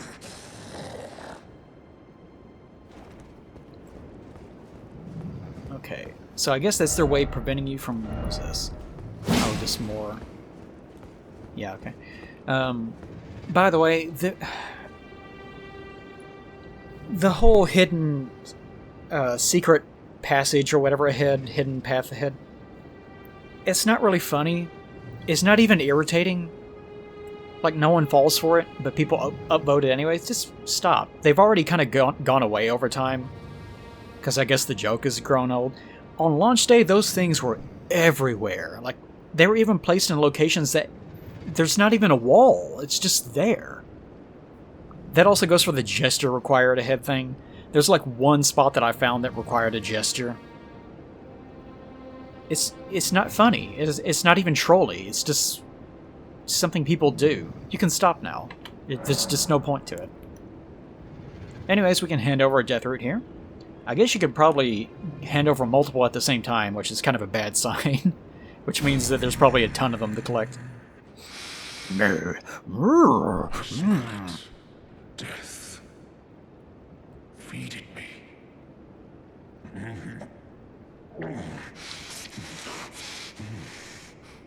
I guess he's eating it now. I should have looked at it beforehand. More deaths. We're gonna have plenty to choose from, though. Eye and claw. Feed me more. He does a big grab. He touches us. Don't you touchle me. Clawmark seal. Beast eye. Okay, clawmark seal. Was that a... Oh, there's so many things. Oh my god. Clawmark seal. And the weird eye.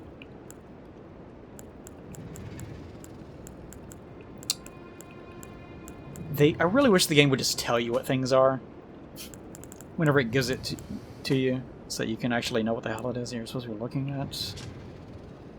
By the way, Sacred Tear, I'm going to use these. Blessing of Erd Tree, Worshipman Churches all the land. This is but a faint vestige. During the age of the Erd Tree, these tears were used to spread the faith, for theirs was a certain... Oh, yeah, I've already read this. Golden Seed found at the base of the Luxury Tree. When the Elden Ring was shattered, their runes flowed with the... Yeah, we've already read that too. Alright, just wanted to make absolutely certain about that.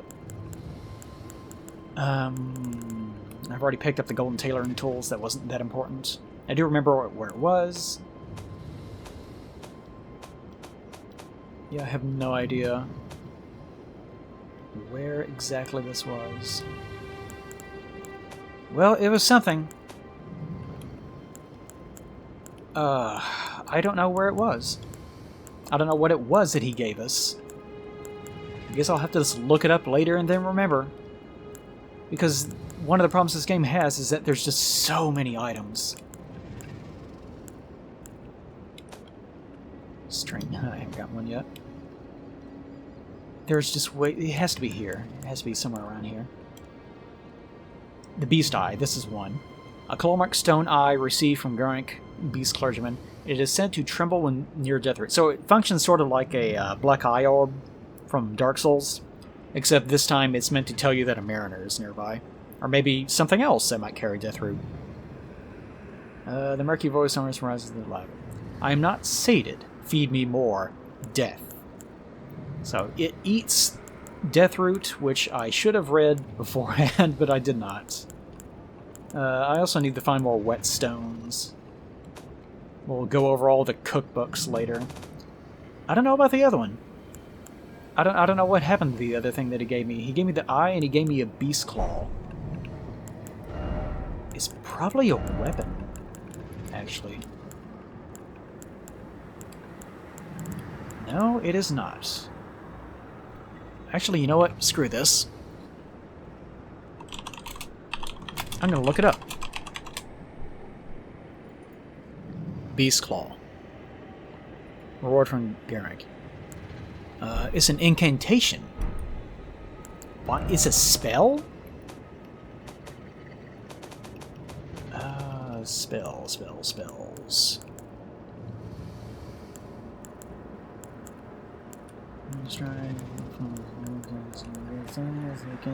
Well, where... What? I thought it was in here. But it's not in here. Everything else is. Well, even the wiki says that's what it is, and I even remember getting it just now. Reward after giving him the 5th death root. What? Then what did he give us the first time? A claw mark seal. Okay. Why did I think Beast Claw? I didn't even know what that was. I just made up that name. Oh, it's just an item. It's a sacred seal. Oh, so it's a talisman. So it's another weapon. Oh, God, this is just miserable trying to find these things. There it is. Oh, my God. It's such a pain trying to find these things. This is another, like, FromSoftism. Like, of course, they don't expect you to carry around the inventory of everything that you've ever discovered in the game. But they also don't do a good job of allowing you to just use things when you want to, so... Okay. Sacred Seal granted by Gurink the Beast Clergyman. A rare trinket which allows incantations to be scaled with strength. Which is good news for me, because I think that I'm probably going to leave dexterity where it is, but pump strength and also get my... Whoops. No, don't. Ugh. Pump strength, but also get my faith up. The claw mark represents Gurink's wrath, enhances bestial incantations learned from Gurink. One of the reasons why I also want to get something that scales with arcane is so that I can actually determine whether it's worth the bother. I don't think many people have actually done any testing on that just yet. Eye and claw, feed me more. I will give you weapons and spells and shit if it'll help you get me more death root. So he desperately wants to eat death root. Okay. Ooh. Alright, real quick. I want to go here. It's been real quick for a while now. This is going to be a 3-hour fucking long video. Which I don't appreciate. I'm very hungry and also my throat is going raw. Alright. This is the Weird Magic Academy. That's really all you need to know for now. Nothing is out there except for like submerged buildings. We'll go over more of that in the future, but for now, just this is the gate. I don't know what happens whenever I try to interact with it. This guy had a map. Let's see if I can find that. Oh, that's right, it's not...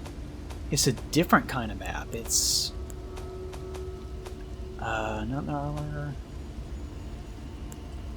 It's in the painting section. It's in your little note section.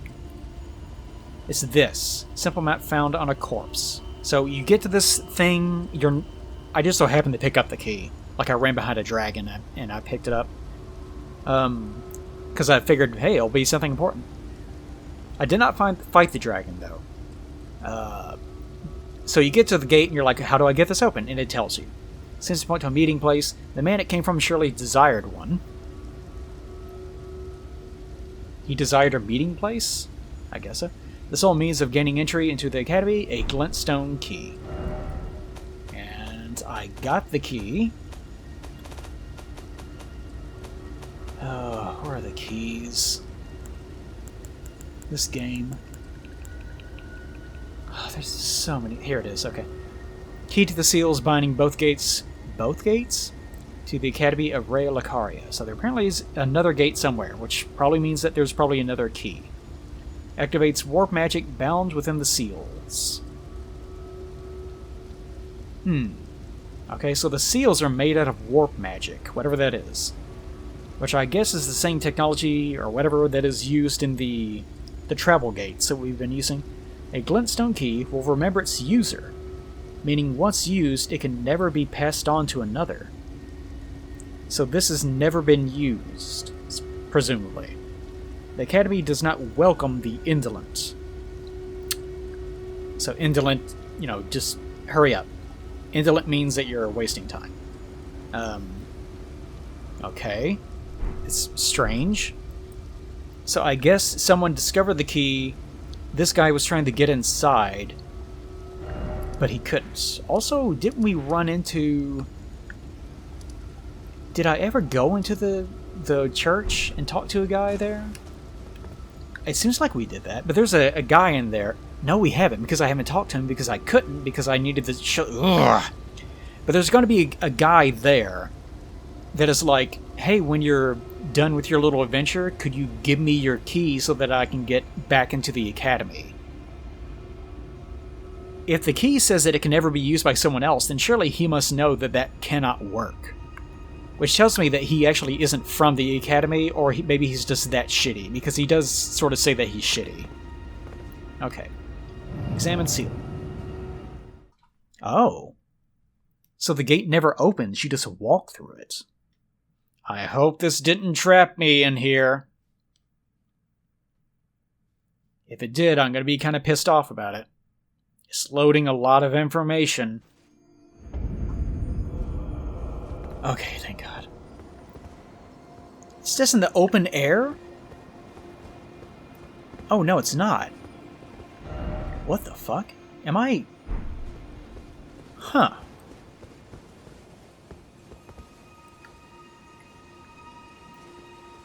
Huh. Are we just really high up? What's this?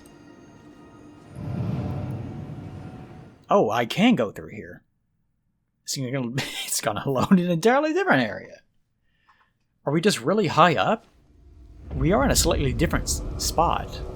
But of course the time of day also changed. Oh. So that's what this is. Also, there's this person here. Who is this? Oh, it's either the same lady or it's a very, very similar one. You, please, I can read them. Let me suck your fingers. Please, your again. fingers. Maybe she doesn't recognize us because she ain't got no eyes. So salty. The one who holds both half-crescents. Take the path to the grand lift ahead. So she does recognize that we have them. Are the one who will be Lord. Me? Bear witness, one and all. The Lord is returned. I wish I was wearing something stupider. Lord is come again. So I could look at the screen with a goofy face. Oh, she's very happy. Please, your feet. Okay. Bless Oh, you. she just keeps doing it? You take the for you. Yes, pat the ground left ahead. Okay, well she just says the same thing. Okay. Interesting. Okay, well that is done now. There was something else that I wanted to do before stopping. I can't quite remember it. I can't go here and do this, though, while I think. Because I wanted to come here and kick the stupid invader's ass. We have not encountered her yet. I'm sure that a couple of you probably, whenever I was riding up on this area, were like, hee hee hee. No, but then I like went the long way around and went in from the side. So you didn't get the tee hee hee the way that you wanted. But an invader is supposed to show up right here. If she will actually appear. But she's like the man-eater Mildred of this game, from what I can tell.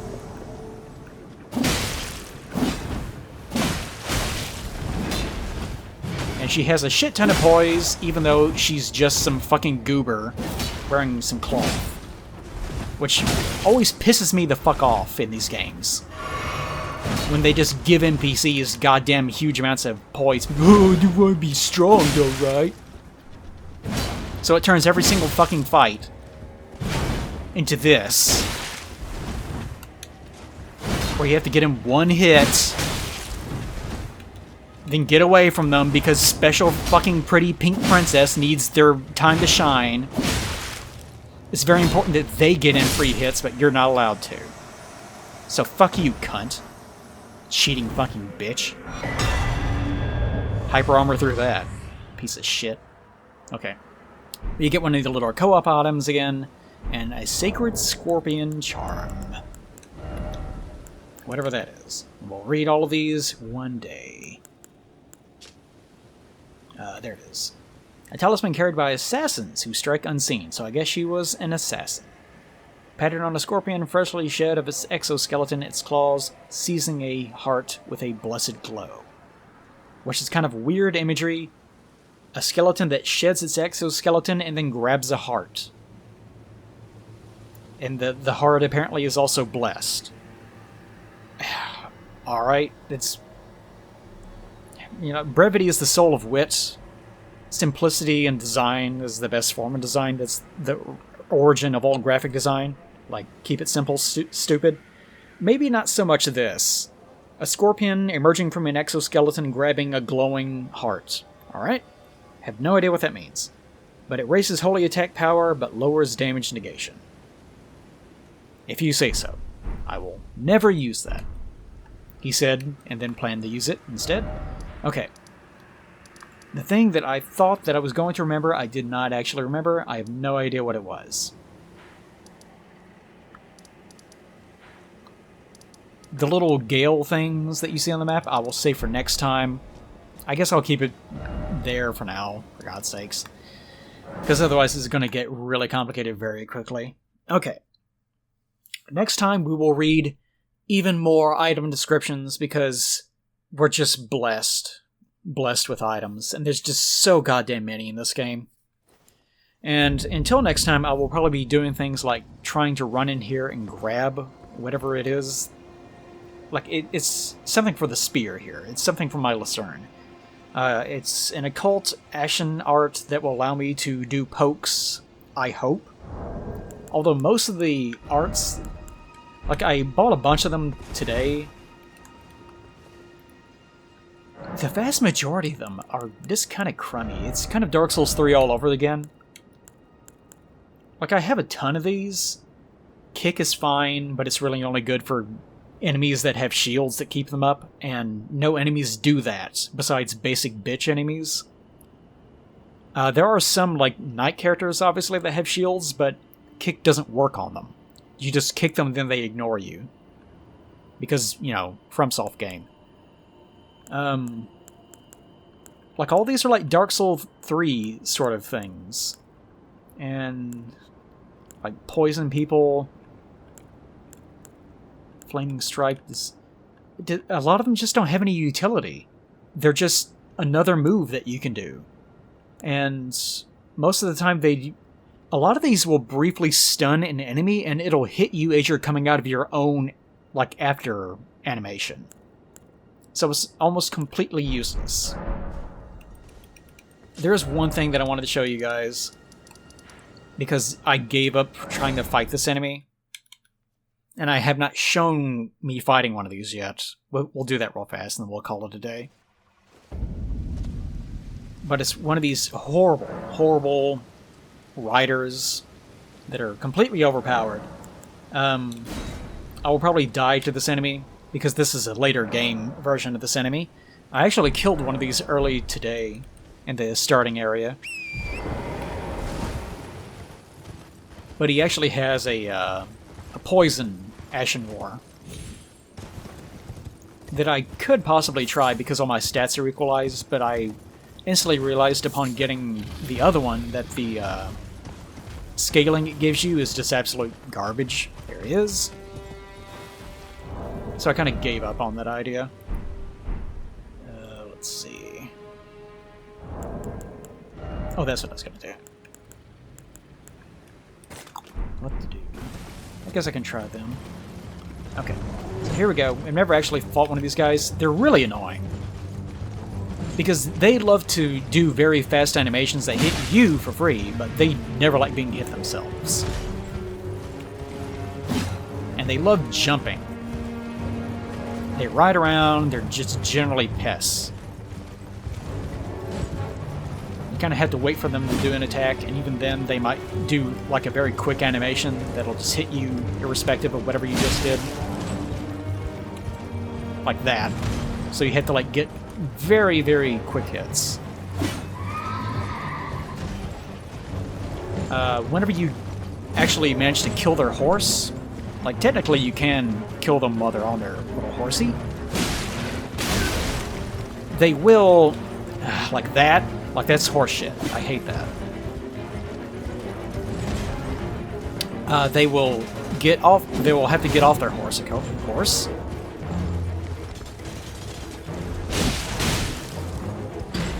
There we go. Doing a little bit of damage.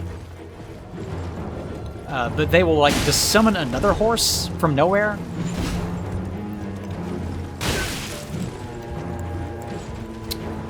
They will summon another horse for free. And from that point forward, at least, whenever you damage the horse, you actually damage their health bar. Until then, you have to actually damage both of them.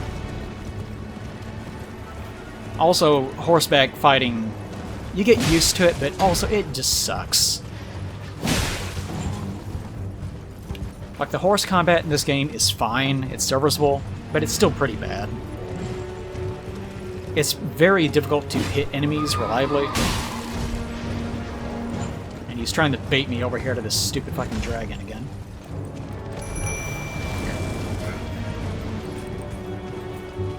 Why don't you guys help out a little bit? And here comes the dragon again. I know just how interesting it is to fight dragons. I haven't actually killed the dragon yet in either one of my playthroughs. You see how much damage he does to these guys? That's one of the reasons why I want to do Roderica's thing, because that will allow me to actually upgrade my summons. That's the main reason why I like baiting him over here, though. Because it does give him... It does sort of freeze him up to where you can maybe get in a few free hits using your little dudes. I have seen him also... God damn it. The tutorial one. The one in the, like, the tutorial lands, whatever they're called. Whose name of the land I can't quite remember. That one I had down to one hit. And he just left.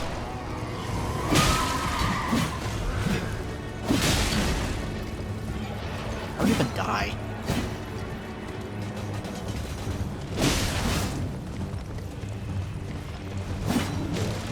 See what I mean? He's very irritating. Don't even go down. Go down. God damn, I hate you. Really detest these enemies. I'm sure that you can, like, parry him perfectly. I actually tried parrying this guy off, I've tried parrying this guy before. Yeah, there he goes. I don't know why they even bothered giving them, like, ground-based animations. They, like, use them, like, once. And then after that, they immediately bitch out and get back on the horse.